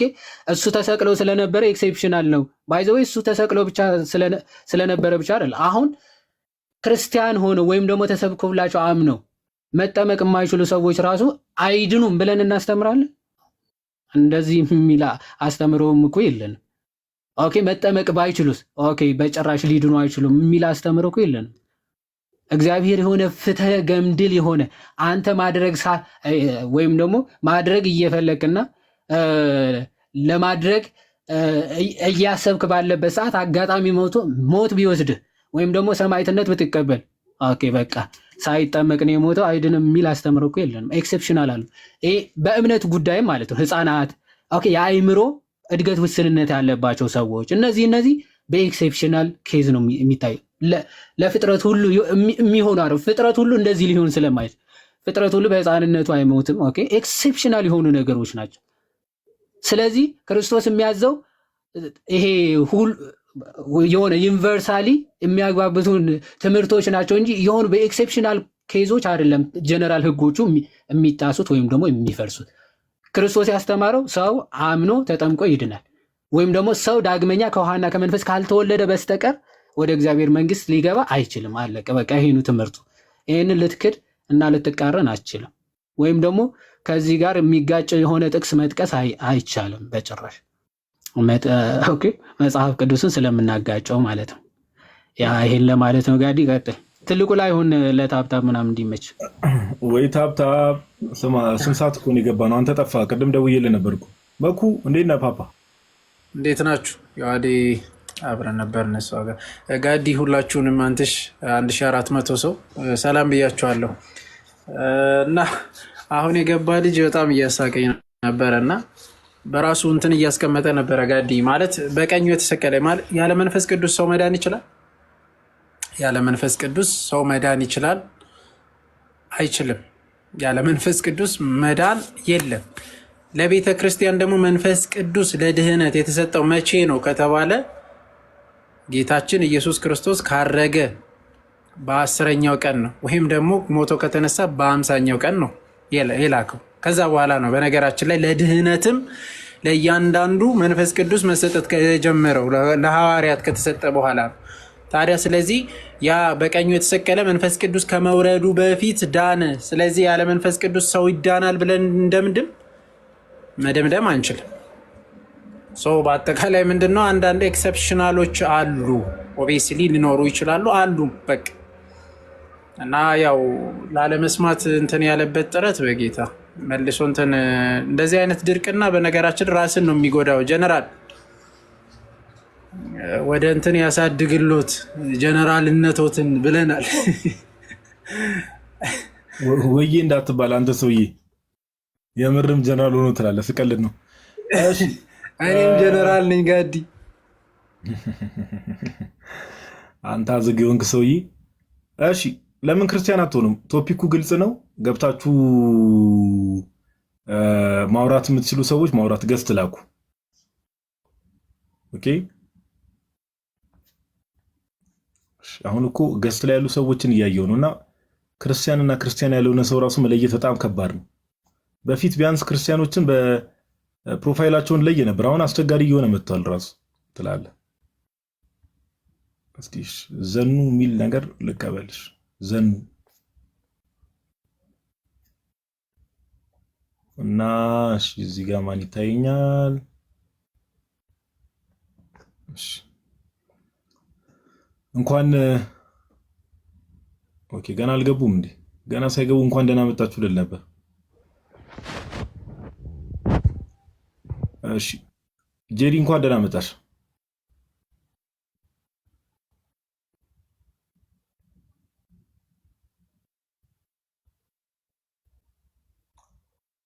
ጄሪ የሚል ዩዘር ኔም እያወራሽ ከሆነ ሚውት ነሽ እህታችን።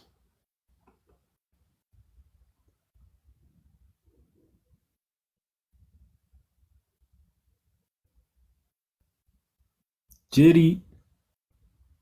እሺ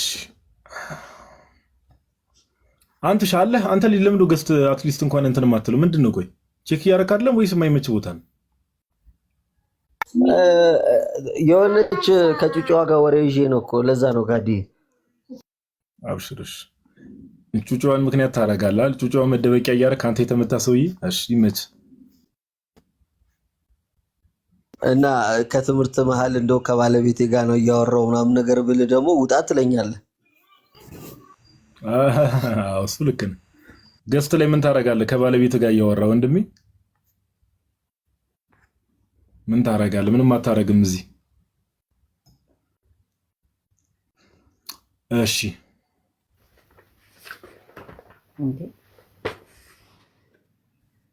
እሺ ሚጣ ነው የሚለው ሚጣ የክርስቶስ። እሺ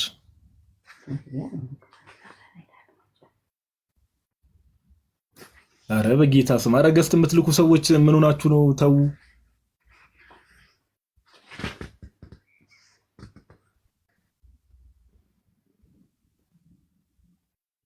ሚጣ አሁን ሌላ ነገር ነው የሚመስለው ራሱ ይዋዲ ሚጣ ብዬ ስታራ ሌላ ነገር ነው የሚመስለው። እመቤት ሚጣ ረረረ ና ይሄ ሁለት አድርገው እስኪ አንተና ያንተሽ ምናምን እኔ ኦኬ መጣለች ሚጣ አይ ቲንክ መሰለኝ። እሺ እንኳን ደህና መጣሽ እህታችን።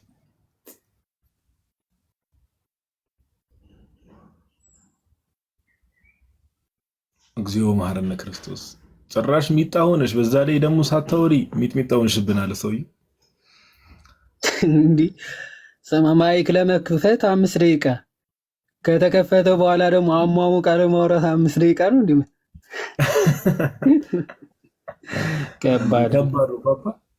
ከባድ ነው። እሺ ገስት የምትልኩ ሰዎች እባካችሁ እንደምታወሩ እርግጠኛ ሆናችሁ ላኩ። በባዶ እንዳይሆን ገብታችሁ ዝም ለማለት ከሆነ ፕሊዝ ዶንት ዱ ዛት። መኩ ደግሞ እንደውም ታወዛግበን ዛሬ። ቆይ ምን ትገባለህ ትወጣለህ በየደቂቃው? ኧረ ተው። አንድ ከጻፈ እንትን በል አንድ ከጻፉት ውስጥ አስገባ። ጋዲ ያው ሰው ተቀብዬ እላለሁ። አንድ ሁለት ጥያቄ ተቀበላት እንግዲህ። ደከመ እንዴ? እኔ 12 ሰዓት ከምናምን ኦልሞስት 12 ተኩል አካባቢ እኮ ነው የገባሁት ፓፓ። አው በእናት ያው መብራት ምናምን አልነበረም አይደል? እና እንትን ምንድነው ሴቪንግ ሞድ ምናምን አድርጌው ለዛ ነበረ። አዎ እኔ ረጅም ሰዓት ስላወራው ጉሮሮዬ ተይዟል ነገርና ደግ አውራት ማናት ስሟ አያትን አውራት አያት ምታለች። እንዴት ዋል ወይ ነግሬያለሁ። የነገም ፕሮግራም የቱን በቃ በውስጥ እናወራለን። ደውለላለሁ። ቀጥል። እሺ ሀያት አለሽ? አዎ ያለው ሰላም ነው። እንዴት ናችሁ? እግዚአብሔር ይመስገን። እንዴት ነሽ? አለው አልሐምዱሊላህ ረቢል ዓለሚን። ትላንትና እኮ አጋጣሚ ሳላስበው ኔትወርክ ተቋረጠብኝና ጠፋሁ። ትምህርታችሁን ቀጥሎ አዳምጣለሁ። ጥያቄ ላይ ጠይቃለሁ። ምን አልሽ? ጥያቄ አለሽ ሀያት? አይ ትከታተል። ተቀምጬ ነው ቁጭ ብለሽ ትማሪያለሽ። እሺ እየሰራሽ ምናምን ስሚ፣ ችግር የለም። ደግሽ ክሩቤል እኮ ካወራችሁት ብዬ ነበር። የት ሄድክ ክሩቤል? ከቅድም ጀምሮ ጥሩ ሰዎች ተቀብለን በጣም ፍሬያማ የሆኑ ዲስከሽኖችን አድርገን ነበር። ይዋዲ ከቅድም ጀምሮ 3-4 ሰዎች ምናምን ነገር 4 ሰው አካባቢ በጣም ፖዚቲቭ በጀነራል ቦካ ሰማ ኤሊል እኮ ጴንጤቆስጣሎች ከጌታ ጸጋ የወደቁ ናቸው አለ። ኧረ እባክህ እመቤቴን አስባልኩት አለ ሳይሆን አስባልኩት ነው የሚባለው። ኧረ አለፈለት። አንተ ቁም ነገር አወራ በህይወት ዘመኑ የዛሬ ቀን ጋዲ ወይ ቅድም ሰብሰብ ብሎ ሉተራኖች እኮ እያወገዙ ነበረ ጴንጤቆስጣል ቤት ከፍቶ ምናምን። የምርም እኔ ቅድም ከዛ ነው የመጣሁት እያልኩ እኮ አልሰማኸኝም? አንተ ጋር ከመግባቴ በፊት እኔ ደንዝዣለሁ። እባክህ ጭንቅላቴ ተያይዟል ትንሽ። ኧረ እያወገዙ ነበረ። ትጠላለህ ውግዘቱን ራሱ ማለት ነው። መካኒስቶች ጠቅልለው ወደ ኦርቶዶክስ ቢመጡ ይሻላቸዋል። ምንም ከሌሎቹ ጋር ምንም አያዋጣቸውም። ተውጠናል አይነት ነገር ነው እና ሁሉም አፖለቲክሶች አሉ እዛ ያሉት ማለት ነው። ግን ከስር ነው ወይኔ በላቸው ይላሉ ማለት ነው። ከስር እየጻፉ ተው ተቀበሉ እስቲ። ይዋዲ ቴዲ የሚል ዩዘር ነው። ቴዲ ቴዲ ሰላም ሰላም፣ እንደምን ዋላችሁ? እግዚአብሔር ይመስገን። እንዴት ዋልክ? እግዚአብሔር ይመስገን። ከየት ቤተ እምነት ነው? እኔ ከዚሁ ከኢትዮጵያ ኦርቶዶክስ ቤተክርስቲያን ልጅ ነኝ። ግን ከየት ከኢትዮጵያ ኦርቶዶክስ ቤተክርስቲያን። ኦኬ፣ ክርስቲያን እርሱ ለምን ክርስቲያን? ከዚሁ ከኢትዮጵያ ኦርቶዶክስ ቤተክርስቲያን። እሺ፣ ርዕሱን አይተዋል ታዲያ?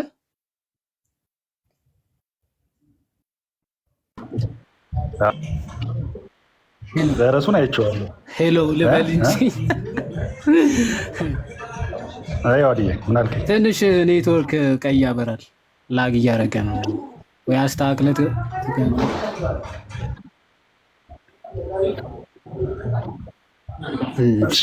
አሁን ይሰማል? አዎ ቀይ አብርቷል።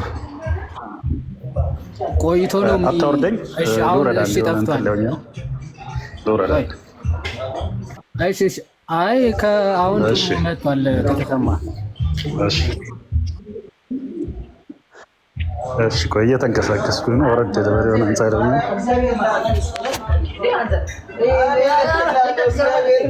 ሚዩት አድርገውና ፈለ ሚዩት ላድርጋን። እሺ አይ እኔ እኮ ርዕሱን አይቶት ከሆነ ስለምን እንደገባ ምናልባት እሺ ባይ ዘ ዌይ ቶፒኩ ለሙስሊሞችም ይሆናል። ለምን ክርስቲያን አትሆኑም የሚለው ለፕሮቴስታንትም፣ ለሙስሊምም፣ ለጆቫ ዊትነስም ለሁሉም ነው ጥሪው። ቆሎ እየበላው ነው እንብላ። ይዋዴ ኧረ ተው ቆሎ እንብላ ይባላል እና ይዋዴ ማኩ በቃ አንድ እህታችን ተጠማቂ ያለችና እሱ ነው እንዳልከኝ አከ ነገ ነው ለካ ለድሃናል የረሳሁት ምናምን መሰለኝ እኮ ብዙ አውርተን ነገ ነው ይሄ ቀደም እያልኩ አልነበረ? ነገ እንደዛ ነበር ያሰብኩት። እንዴት እንደማደርግ እስቲ እናወራለን። ዞሮ ዞሮ ደግ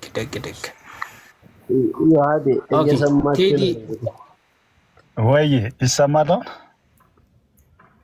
ያው እየሰማች አዎ ይሰማል አሁን። እሺ ርዕሱን አይተዋል? ርዕሱን አይቼዋለሁ፣ ግን ያው ተያያዥነት ያለው ጥያቄ ነው። እኔ ከዚህ ከኢትዮጵያ ኦርቶዶክስ ቤተክርስቲያን ልጅ ነኝ። ከዚህ በፊትም የሆነ ጥያቄ ጠይቄያችሁ ነበረ፣ እድሉን ሰጣችሁ፣ ጋዲሳ እድሉን ሰጡኝ ማለት ነው። እና የእኔ ጥያቄ ምንድን ነው? ባለፈው አማን ሻሎም ጋር ገብቼ የሆነ ጥያቄ ጠይቄው ነበረ።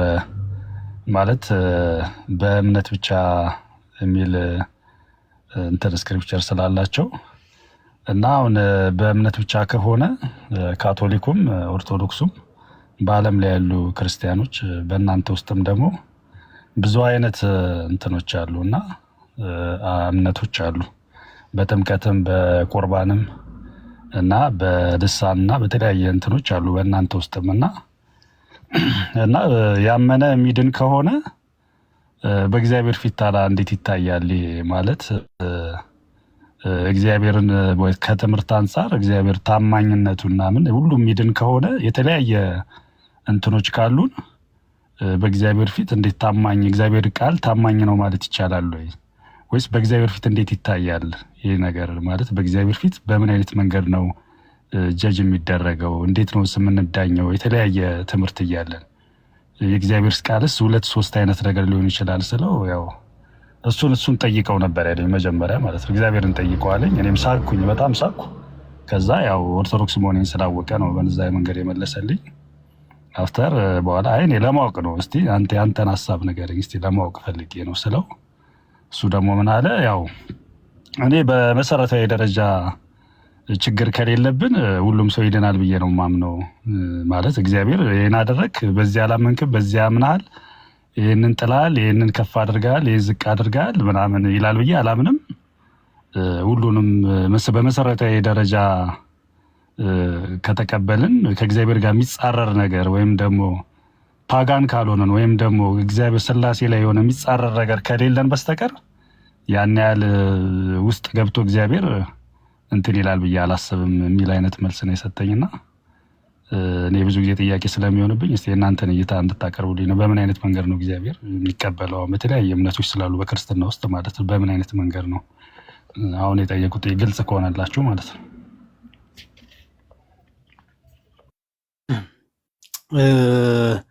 ኦኬ እሺ። አክቹዋሊ ይሄ ዩኒቨርሳሊዝም የሚባለው አስተምሮ የፕሮቴስታንቶቹ ሁሉም የትም ቢሆን ምናምን ይድናል አይነት ነገር አስተምሮ አላቸው። ይሄ ዩኒቨርሳሊዝም የሚባል አስተምሮ ማለት አንተ ፕሮቴስታንት ወይ ምናምን ስለሆንክ አይደለም።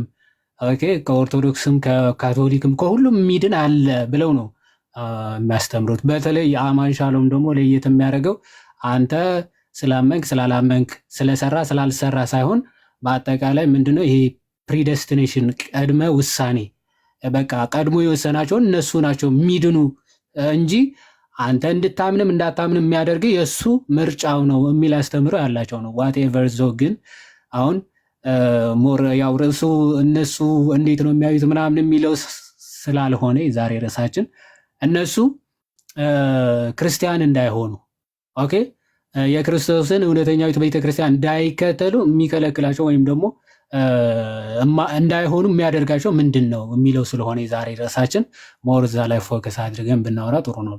ሌላ ጊዜ የእነሱ ርዕስ ምናምን ስንይዝ በሰፊው እንሄድበታለን። ትሄድሸ እሺ ዋዲ እሺ፣ አመሰግናለሁ። በቃ ሌላም ጥያቄዎች ነበሩኝ፣ ግን ያው ትንሽ ከርዕሱ እንዳልወጣ ወይ ሌላ ጊዜ እንደዚህ አይነት ርዕስ ሲኖራችሁ ገባ። ጥሩ እሺ፣ እንደዛ እናደርጋለን። ኤኒዌይስ እሺ፣ ቴንኪዩ ስለገባ። ኦኬ ናታን አለ ናታን ናናት ነው ናናታ ልክ ናናታ። እሺ እንኳን ደህና መጣ። እንኳን ደህና ቆያችሁ። ከየት ቤተ እምነት ነህ? ፕሮቴስታንት ነኝ ከኤምኬሲ መካነ ኢየሱስ። አይ መሰረተ ክርስቶስ ኤምኬሲ። ኦኬ መሰረተ ክርስቶስ። ኦኬ እሺ ክርስቲያን እንዳትሆን ምንድነው የሚከለክል? ማለት ክርስቲያን እኔማ አሁን ክርስቲያን ነኝ እኮ። ክርስቲያን እንዳትሆን ምንድነው የሚከለክል ማለት? አንድ ሰው ክርስቲያን የሚሆነው እንዴት ነው? ክርስቶስ ኦኬ ክርስቲያን የሚሆነው በክርስቶስ ኢየሱስ በመስቀል ላይ በሰራለት ስራ በማመን ነው። ኦኬ አሁን ሀሳባችሁ ፕሮቴስታንቶች ወይ ካቶሊኮች ክርስቲያን አይደሉም ነው? አሁን ስለ አንተ ነው እያወራን ያለ ነው። አሁን በክርስቶስ ኢየሱስ የመስቀል ስራ ማመን ማለት ሞቱንና ትንሣኤውን ስለኛ የከፈለልን በደልና ስለኛ የሆነውን መስዋዕት እሱን ማመን ነው። ክርስቲያኒቲ ፎርም የሚያደርገው ይህን ያመነ ሁሉ ክርስቲያን ነው ብለህ ታምናለህ? ይህን ያመነ ሁሉ ክርስቲያን ነው ብለህ ታምናለህ? በልቡ አምኖ በተግባር የኖረ ያ ክርስቲያን ነው ብዬ አምናለሁ። ይሄንን ያመነ ክርስቲያን ነው ብለህ ታምናለህ ማለት ነው። ኦንሊ ጂሰስ ክርስቲያኖች ናቸው ለአንተ? ኦንሊ ጂሰስ ክርስቲያን ናቸው ለአንተ ማለት ስለ እንትኖች ኦንሊ ጂሰሶች ይሄን ያህል ኖሌጅ የለኝም፣ ግን በክርስቶስ ኦንሊ ኢየሱስ ብቻ ጂሰስ የሚሉት ማለት ናቸው። በስላሴ የማያምኑ ናቸው። ግን ኢየሱስ ክርስቶስ ሞቷል፣ ተነስቷል፣ ለእኛ ኃጢአት ሲል ሞቶልናል፣ ተነስቶልናል ብለው ያምናሉ። ክርስቲያኖች ይባላሉ? አይ እነሱ አይባሉም። ለምን ያ ለምን አይባሉም? ሞቶን አሁን ያልከኝን መስፈርት ያሟላሉ። አሁን ያልከኝን መስፈርት ያሟላሉ። ለምን አይባሉም? እነሱ ክርስቲያኒቲ ማንላቸው ማለት ለምን እንደሆነ ታውቃለህ? አንደኛ ክርስቶስ ኢየሱስ የሞተለትን ዓላማ ስለማያውቁ ነው። ትሪኒቲን የማይቀበሉ ከሆነ ትሪኒቲ የማይቀበሉ ከሆነ ክርስቶስ ኢየሱስ ለእኛ የሞተው ከእግዚአብሔር ጋር ሊያስታርቀን አይደለ? እዛ ጋር ግን እንትን ይላል። ትሪኒቲ የማይቀበሉ ከሆነ ክርስቶስ ኢየሱስ ዝም ብሎ ሞተ ነው። ቅድም ያልከኝ ግን ክርስቶስ በመስቀል ላይ የሰራውን ስራ ማመን ነው ብለህ ነበር አይደለ? ኦኬ አጭር ስለሆነ ነው እንጂ ክርስቲያኒቲ ዲፋይን ላደርግልህ እችላለሁ። ክርስቲያኒቲ ምን ላይ ቤዝ እንደሚያደርግ ይሄን ማመን ነው ብለህ ነበር። ይሄን ካመነ ክርስቲያን ነው ብለህ ነበር። አሁን ደግሞ ልጨምር ነው። ስለዚህ ያን ብቻ አይደለም ማለት ነው አይደል? አይደለም፣ እዚህ ላይ ነው ሞር የሚያጠና አይደለም። በጣም ጥሩ። የሰው ልጅ ዳግም የሚወለደው ከምንድን ነው? ከመንፈስና ውሃ። በጣም አሪፍ። ከመንፈስና ከውሃ። መንፈስና ውሃ ምን ማለት ነው? ያው መንፈስ ሰው ከመንፈስ ዳግም ይወለዳል ስንል ሰው ከዚህ በፊት በኃጢአት ምክንያት የወደቀ መንፈስ ነበር ያለው። ሚስ በኃጢአት ልምምድ ከአዳም ዘር በመጣ ኃጢአት ምክንያት በክርስቶስ ኢየሱስ የማታምን ነፍስ ያቺ የወደቀች ነፍስ እንላታለን። ስለዚህ በመንፈስ ዳግም ይወለዳል ስንል ያን መንፈስ በክርስቶስ ኢየሱስ ሲያደርግ ማለት ነው። የሚወለደው በመንፈስ ነው ከመንፈስ ነው የሚወለደው ማለት ከመንፈስ ነው የሚወለደው ወይስ በመንፈስ ነው የሚወለደው? ከምንድን ነው ብዬ ነበር የጠየቁ። ከምንድን ነው የሚወለደው? ኦኬ ከመንፈስ ይወለዳል ማለት ያ ሰውዬ ከምን ይወለዳል ነው? ከምን ይወለዳል? አዎ ከምንድን ነው የሚወለደው? ኦኬ አሁን ከና የሲሆን ምንድን ነው ልዩነቱ? አልገባኝም። ከና የሳይሆን በና ከነው ልዩነቱ። ኦኬ እሺ በመንፈስና ከመንፈስ ሲሆን ዋትስ ዘ ዲፍረንስ? በመንፈስ ነው የሚወለደው ማለት ኦኬ አወላለዱ ምን አይነት ልደት እንደሆነ ነው። ኦኬ ምን አይነት ልደት ነው? አሁን ለምሳሌ በመኪና ሄደ ካልኩ የሄደበትን መንገድ ነው። እሺ በምን ሄደ የሚለውን ነው የሚመልሰው። እሺ ከአዳማ ሄደ እንጂ በአዳማ ሄደ ካልክ በአዳማ አድርጎ አልፎ ሄደ ማለት ነው። ከአዳማ ሄደ ከሆነ ግን መነሻው አዳማ ነች ማለት ነው። አየህ በአዳማና ከአዳማ ምንድነው ልዩነታቸው? አሁን በአዳማ አድርጎ ማለት መነሻው አዳማ አይደለም ከሆነ ከአዳማ በፊት ካለ መንገድ ጀምሮ ከዛ አዳማን አቋርጦ አለፈ ነው አይደል? ከአዳማ ሄደ ከሆነ ግን ከአዳማ ነው የተነሳው ማለት ነው አይደል? ገባኝ። አሁን ደግሞ በመንፈስ ነው የተወለደው ወይስ ከመንፈስ ነው? ኦኬ በመንፈስ ነው የሚወለደው ስትል አወላለዱ ምን አይነት ነው እያልክ ከምንድን ነው የሚወለደው? ከምንድን ነው የሚወለደው ነው ጥያቄ። ኦኬ ከምን ይወለዳል? ኦኬ ከምን ይወለዳል? እሺ ከምንድን ነው የሚወለደው? በእምነት አይደለ? በእምነት ነው የሚወለደው። በምን ሳይሆን ከምን ኦኬ ዮሐንስ ወንጌል አንብበው ታውቃለህ? ናናታን ዮሐንስ ወንጌልን አንብበው ታውቃለህ? አሁን የጠቀስከውን ክፍል ማለት ነው። ምንድነው የሚለው? እስቲ ክፍሉን አንብበው አንዴ። ከእንትንና ከመንፈስና ውሃ ካልተወለዳችሁ በስተቀር ከምንድን ነው የሚወለደው አለ ጌታ? ውሃና መንፈስ። አይ ቲንክ ዮሐንስ ከውሃና ከመንፈስ አይደለም። እንዳነብል ከፈለክ አይ ቲንክ ዮሐንስ 3 መሰለኝ። አይ ቲንክ ትክክል። ይኸው እኔ ከፍትላለሁ። ይኸው ከምንድን ነው የሚለው? ያው እዚህ ከፍት ይላለሁ። ኦኬ ከውሃና ከመንፈስ። አዎ ስለዚህ የሰው ልጅ ዳግም የሚወለደው ከውሃና ከመንፈስ ነው ብለህ ታምናለህ? ኦኬ እዚህ ጋር እንትን ሲል ምን ማለት ነው? እዚህ ጋር ከውሃና ከመንፈስ ሲል ታምናለህ? መጀመሪያ ከውሃና ከመንፈስ ነው ዳግም ሰው የሚወለደው የሚለው ናናታ። ኦኬ ትንሽ እንትን እየሰማሁህ ነው ግን ኦኬ አሁን ዳግም ውልደት ኦኬ በተግባር ሲገለጽ ነው ወይስ መጀመሪያ በእምነቱን ነው? ክርስቶስ የተናገረውን ቃል መጀመሪያ ታምናለህ አታምንም? እሱማ አምናለሁ። ስለዚህ የሰው ልጅ ዳግም የሚወለደው ከውሃና ከመንፈስ ነው ብለህ ታምናለህ? በጣም አሪፍ። እዚህ ጋር ግን ማምነው እንዴት መሰለህ? ማምነውን ልንገርህ። እሺ እዚህ ጋር ከውሃና ከመንፈስ ሲል ከመንፈስ ሲሉ ያ በውስጡ ያለው መንፈስ እንትን ሲል ማለት ነው። ያ ቅድም ካልኩ ሀሳብ የወደቀ መንፈስ ያ መንፈስ ከክርስቶስ ኢየሱስ እንትን ጋር ወደ ዳግም ውልደት ወደምንለው ሲመጣ ማለት ነው። ውሃ ደግሞ የመንጻቱን እንትን ሲል መንጻታችንን ዲስክራይብ ሲያደርግልን ማለት ነው። ውሃ የምንለው እዚህ ጋር በዚህ እንትን ማለት ዮሐንስ 3:5 በማየት ቆይ መጀመሪያ እዚህ ጋር ስለ ማንጻት ምናምን እንመጣለን። መወለጃ ነው እየተነገረ ያለው አይደለ? ከነዚህ ነው የምትወለደው እያለ ነው ጌታ አይደለ? ከውሃና ከመንፈስ ነው የምትወለደው እያለ ነው አይደል? ዳግመኛ። ስለዚህ ከውሃ የተባለው ውሃ ነው አይደል? ውሃ የተባለው ውሃ ነው ወይስ አይደለም? ውሃ ነው፣ ግን እንትንን የሚያመለክት ውሃ ነው። መንጻትን የሚያመለክት ውሃ ማለት ነው። ምን መንጻትን እኮ የሚያነጻ ውሃ፣ ኃጢአትን የሚያጠብ ውሃ ማለት ነው። ከእንትኑ ጋር የሚገናኝ ውሃ ማለት ነው።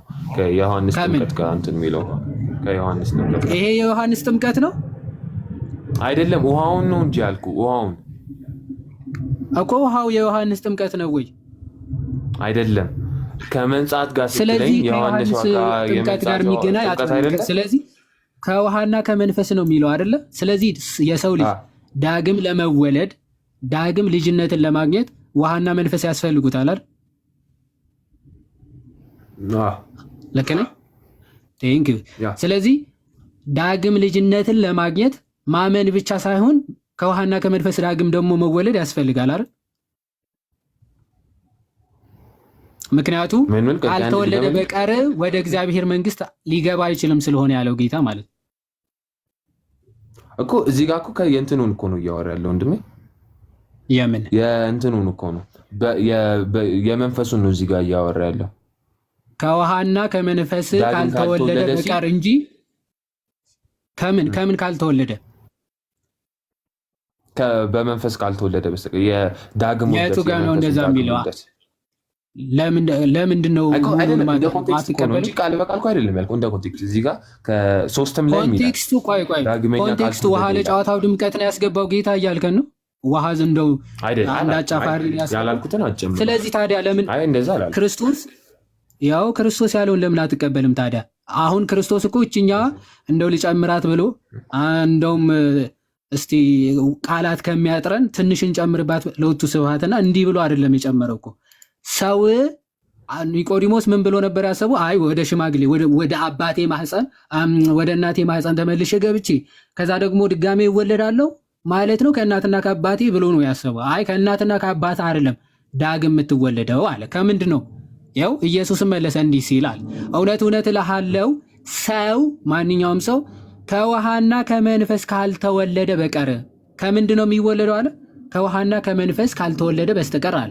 ስለዚህ ክርስቶስ ከውሃና ከመንፈስ ዳግም ልትወለዱ ያስፈልጋችኋል እያለው ነው አይደለ ኒቆዲሞስን?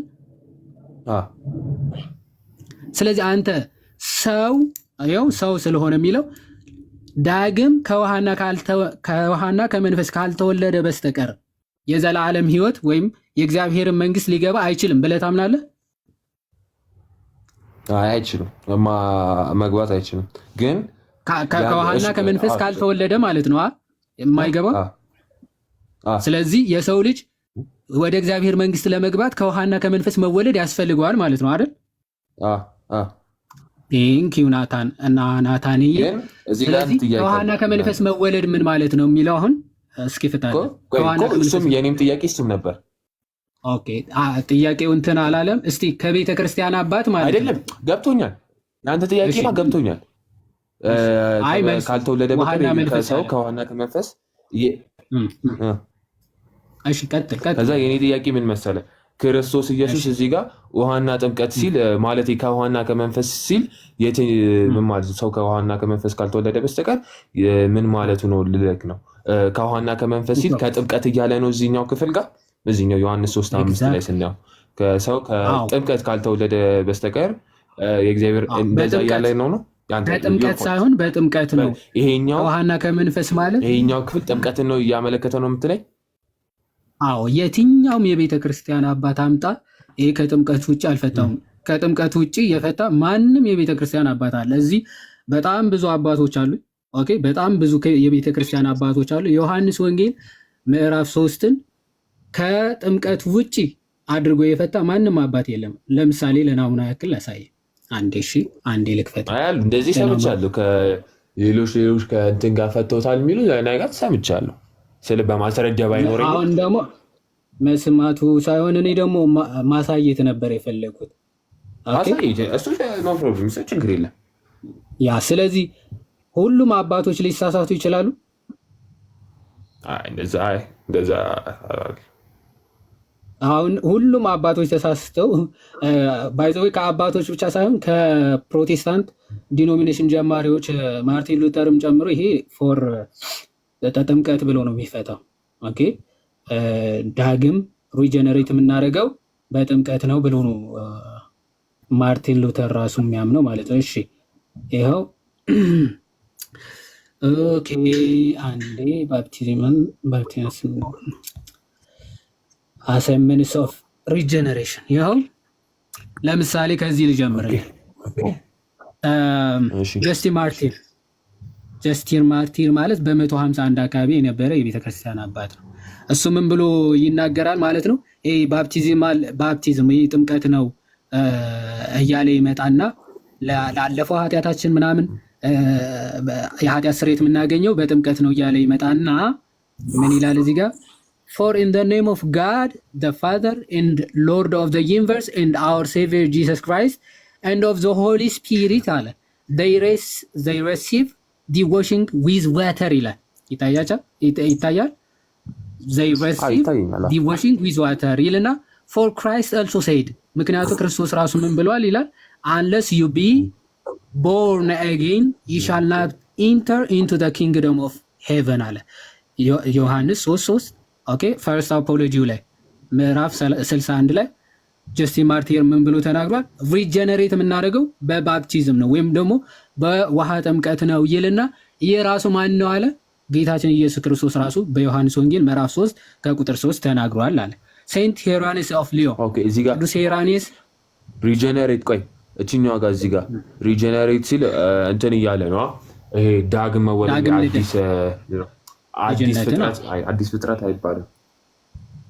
ትክክል ይባላል፣ ችግር የለውም። አዲስ ፍጥረት ትክክል፣ ዳግም መወለድ አዲስ ፍጥረት ይባላል። ሪጀነሬት ማድረግ ዳግም መወለድ ማለት ነው። በአጭሩ ቀጥታ ሲተረጎም ሪጀነሬት አደረገ ማለት ዳግም ተወለደ ማለት ነው። በአጭሩ ዳግም ልደት ወይም ደግሞ አዲስ ፍጥረት መሆን ነው። ዳግም መወለድ ማለት አዲስ ፍጥረት መሆን ስለሆነ ያንን የምናገኘው በምንድን ነው አለ? ባፕቲዝም ወይም ደግሞ በውሃ ጥምቀት ነው። ክርስቶስ ራሱ ተናግሯል። ሄራኒስ ኦፍ ሊዮ አሁንም የሊዮ ሄራኒስ እንግዲህ የፖሊካርፕ ደቀ መዝሙር ቅዱስ ዮሐንስ የፖሊካርፕ አስተማሪ ነው። ፖሊካርፕ ደግሞ የሄራኒስ አስተማሪ ማለት ነው። ሁለት የቅዱስ ዮሐንስ ሁለተኛ ደቀ መዝሙር ማለት ነው። ምን ብሎ ይፈታል?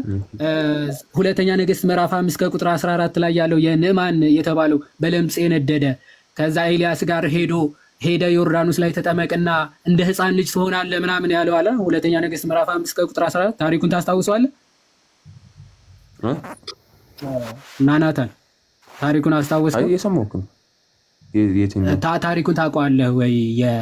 ንዕማንን ታሪክ የንጉሥ አማካሪ የነበረ በለምጽ የነደደ ከዛ በኋላ ኤልያስ ጋር ሄዶ ሊፈወስ ሲፈልግ የዮርዳኖስ ሄደ 7 ጊዜ ብቅ ጥልቅ በል ምናምን ያለውን እሱን ታሪኩን ታውቀዋለህ? በደንብ አላውቀውም። አንብበው፣ ጥቅሱን ያዘውና ሁለተኛ ነገሥት ምዕራፍ 5 ከቁጥር 14 ላይ ሄደ አንብበው። ሄራኔስ ያንን ለጥምቀት እንደ ጥላ ሆኖ የሚያገለግል ነው ይላል። ምንድን ነው? በለምጽ የነደደ ሰው ነበረ እና ሄደ ዮርዳኖስ 7 ጊዜ ብቅ ጥልቅ በል ይለውና ኤልያስ አይ ውሃ ለውሃማ ከዮርዳኖስ የሚበልጡ ታላላቅ አባናና ፋርፋ የሚባሉ ታላላቅ ወንዞች አሉን። ለምን ውሃ ለውሃማ እዛው አለኝ አይደል እንዴ? እኔ እኮ ጸልዬ በእጅ ዳሰ የምትፈውሰኝ መስሎኝ እንጂ ውሃ ግባ ልትለኝማ እዛው አልገባም ነበር ብሎ ንዕማን ይናገራል። አይ ይሄ እኮ የእግዚአብሔር ሰው ነው የሚልህን አድርግ፣ ከባድ ነገር እንኳን አዞ ቢሆን ኦኬ ታደርግ ነበር። ይሄ ግን ቀላል ነገር ነው ያዘዘ፣ እባክህ አድርግ ይሉታል። ከሱ ጋር የመጡ ደንገጥሮቹ ማለት ነው። ዘን ይሄድና 7 ጊዜ ብቅ ጥልቅ ሲል የህፃን ቆዳ ሆኖ ለምጹ ተፈውሶ የህፃን ቆዳ የሚመስል ሰውነት ይዞ ወጣ ይላል። ከዛ ቅዱስ ኢራኒዮስ ምን ይሄንን ከማን ጋር ሪሌት ያደርጋል?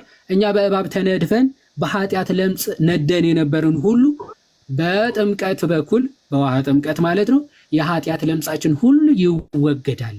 ልክ ሐዋርያ ሥራ ምዕራፍ 22 ከቁጥር 16 ሐዋርያው ቅዱስ ጳውሎስ ራሱ አሁን ስለምን ትዘገያለህ? ተነሳና ስሙን እየጠራ ተጠመቅ፣ ከኃጢአትም ታጠብ አይደለም ከኃጢአት መታጠብ ከኃጢአት ቁስል የሚያጥበን ጥምቀት ነው ብሎ ምን ይናገራል? ዊ ይላል we are spiritually regenerated as a newborn babies እንደ ህፃናት ሆነን የምንወለደው even as the Lord has declared ጌታ ራሱ እንደተናገረው ይልና except a man be born again through water and the spirit he shall not enter the kingdom of heaven ብሏል ይላል ሄራኒስ። ይኸው ተርቱሊያን ምናምን የካውንስል ኦፍ ካርቴጅ እነዚህ ሁሉ አባቶች ማለት ነው እነዚህ ሁሉ ጥምቀት ነው ብለው ፈተውታል። እና ጥምቀት ነው። ስለዚህ የሰው ልጅ ዳግም ራሱ የሚወለደው በጥምቀት ነው። ለዛ ነው ክርስቶስ ሰው ምን ሲያደርግ ነው ይድናል ያለው? ናናታን ምን ሲያደርግ ይድናል አለ? ከውሃና ከመንፈስ ካልተወለደ በስተቀር። ትክክል፣ እሱ ብሏል። ሌላ ለሐዋርያቶቹ ሲያዛቸው ማርቆስ 16:16 ምን አላቸው ለሐዋርያቶቹ? 16:16 ላይ ያመነም የተጠመቀም ይድናል፣ ያላመነ ግን ይፈረድበታል። ኤግዛክትሊ። የሚድነው ምን ያደረገ ነው ያለው? አኮርዲንግ ቱ ማርቆስ 16 ላይ እንደዚህ ያመነም የተጠመቀም ይድናል ይላል። ቴንክ ዩ። ስለዚህ ሰው ለመዳን አምኖ መጠመቅ ያስፈልገዋል ብሎ ጌታ ተናግሯል። አሜን ብለን እንቀበላለን። አሜን ብለን እንቀበላለን። ትቀበላለህ አንተ? አይ እንደዛ ከሆነ አሁን የኔ ፖይንትም ደግሞ ልንገርህ። ቆይ ትቀበላለህ? መጀመሪያ ክርስቶስ ለመዳን ሰው አምኖ መጠመቅ ያስፈልገዋል ብለዋል። ትቀበላለህ መጀመሪያ? አይ እኔ የምቀበለው ሰው በእምነቱ ብቻ እንደሚድን ነው። እምነቱን ደግሞ በተግባር በጥምቀት እንደሚገልጸው ነው። ክርስቶስን አትቀበለውም ማለት ነው። ክርስቶስን ለምን ያልኩ ለዚህ ወደዛ ሪዳይሬክት አታርገው። ሪዳይሬክት እንደዛ ነው። ለምን እንዳልኩ ታውቃለህ? ና ቆይ አይደለም ጥያቄ እንድጠይቀኝ ሳይሆን ክርስቶስ የተናገረውን ቃል አሁን ክርስቲያን ማለት ምን ማለት ነው ብዬ የጠየቁ ለዛ ነው። ክርስቲያን ማለት የክርስቶስን ትምህርት አሜን ብሎ የሚቀበል ነው። አንተ ግን ክርስቶስ ሰው የሚድነው ምን ያደረገ ነው ብሎ ተናገረ ብዬ ስጠይቅ ያመነ የተጠመቀም ይድናል ብሎ ተናገራል። ስለዚህ አንተ ሰው ለመዳን አምኖ መጠመቅ ያስፈልጓል ብለህ ታምናለህ ወይ? አይ እኔ አልቀበልም አልክ። አይ ክርስቶስን ለምን አትቀበልም ብዬ ቅድም የጠየቁ ለዛ ነው፣ ክርስቲያን ስላልሆንክ ማለት ነው። ይኸው ክርስቶስ ምን አለ? ያመነ የተጠመቀም ይድናል አለ። ይድናል፣ ያላመነ ግን ይፈረድበታል። ስለዚህ ምን ያደረገ? እችን እንመጣታለን። ሰው ለመዳን ምን ማድረግ አለበት አለ ክርስቶስ? ያመነ የተጠመቀም ይድናል። እቺ ምንድን ነው ጥቅማው? እችን የምጥቅሟ ታውቃታለህ? እምነቱ ላይ ጥምቀትም እንደማለት ነው። ጥምቀትም የተጠመቀም ጥምቀትን አድ ያደረገ ጥምቀትም አብሮ አለበት።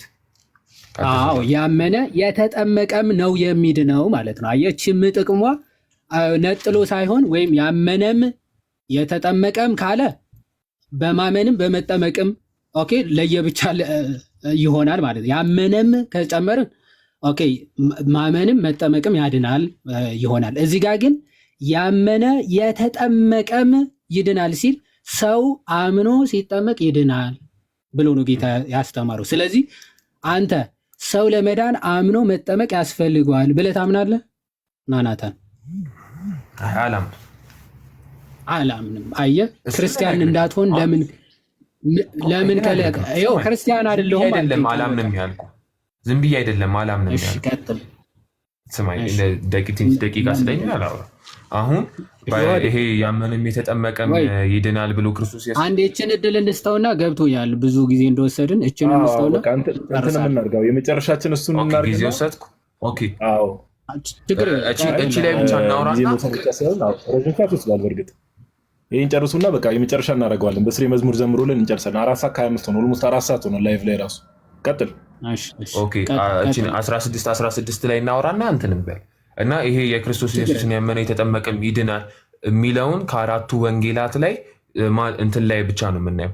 ማርቆስ ላይ ብቻ ነው። ሉቃስ ወይ ዮሐንስ ወይ ማቴዎስ አላሉትም። ይሄንን እቺን ፍሬዝ ያመነ የተጠመቀም ይድናል የሚለውን እነዚህ ሶስቱ ላይ አናገኘው። ለምን? ወደ በኋላ እንመጣበታለን። ግን አሁን ከሌላ ክፍል ጋር ራሱ ኢየሱስ በእንትን ብሎ ያወራል። በእኔ በማመን ብቻ እንደሚድን አሁን ክሊር እንድታረግልን ናናታን ቆይ አሁን ልጨርስ፣ አስጨርሰኝ።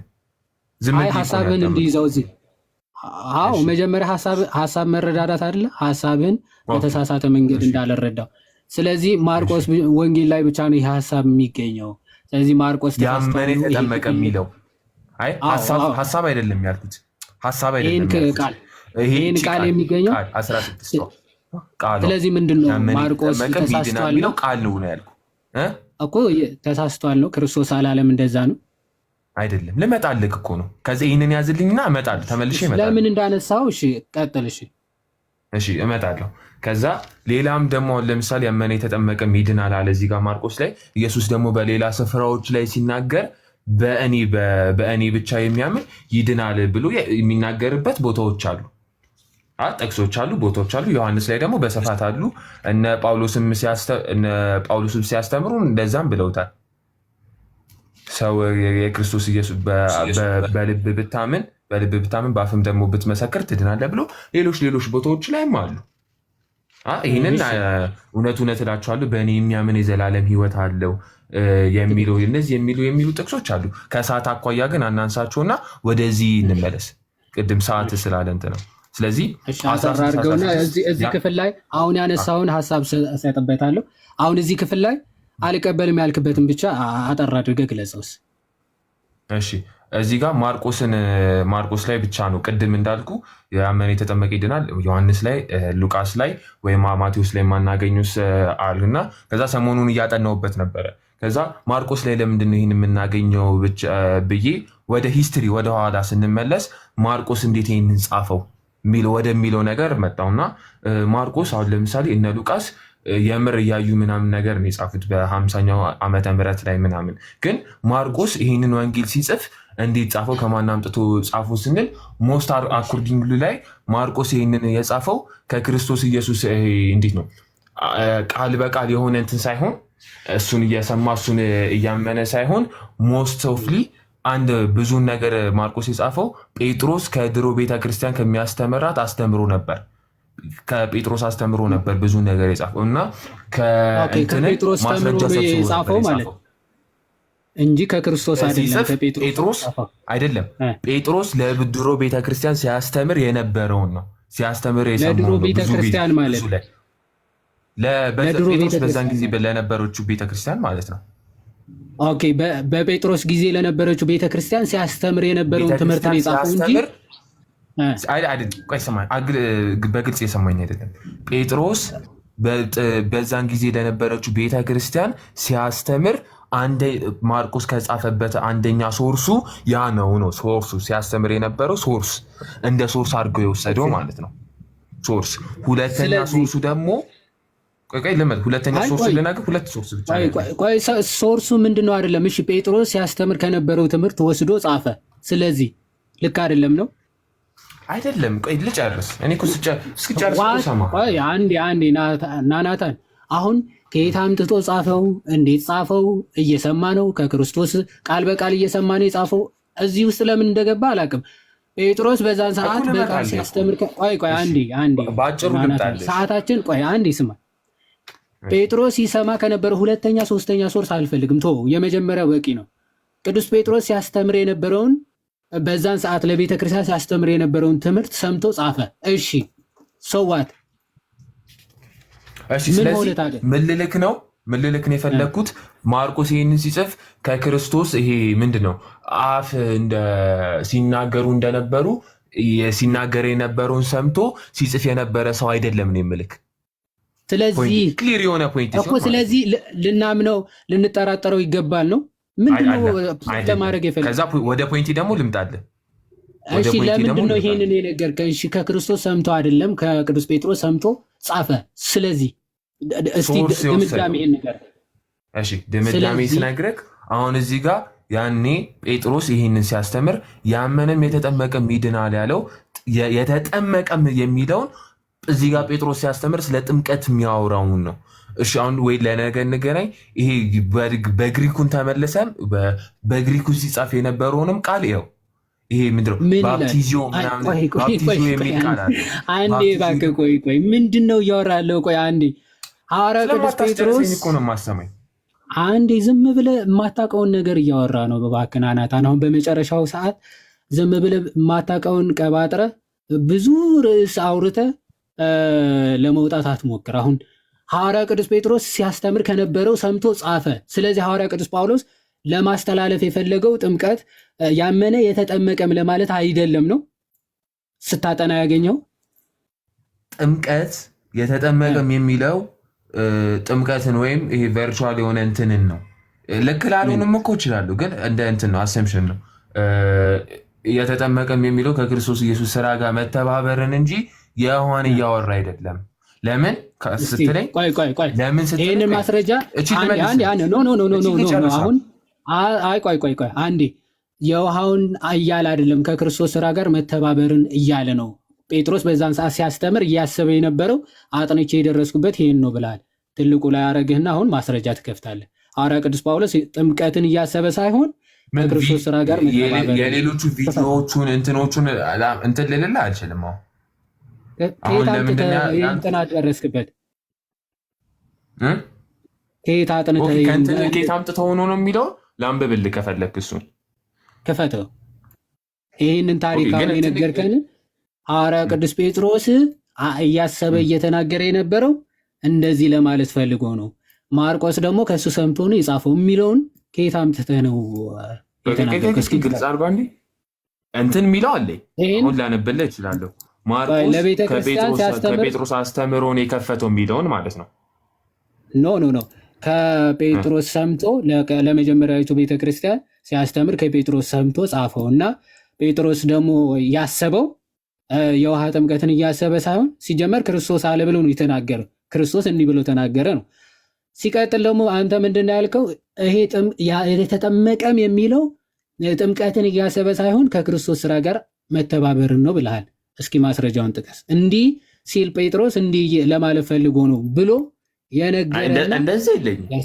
ጴጥሮስ እንዲህ ሲል ያለልኝ አሁን ሚዩት አድርገህ በቃ ሚዩት አድርገህ። አሁን ዝም ብለህ እንደመጣልህ ማውራትማ ማንም እኮ ያወራል። ናናታኒ ትላልቆች አይደለም ሰዓታችን ፈይሰማኝ በሀሳቤ ላይ እኮ ማለት ስለምትገባ ይበቃል። በቃ ከዚህ በላይ ምንም ማሰብ አዲስ ነገር አታነሳም። ሚዩት አድርገህ በጣም የሆነ አንድ ቁም ነገር ትናገራለህ ብዬ ይሄ ሁሉ ደቂቃ ሰማንህና ዞረ ጴጥሮስን የተናገረው ከሱ ሰምቶ ነው የጻፈው። ስለዚህ ምን ልክ አይደለም ነው።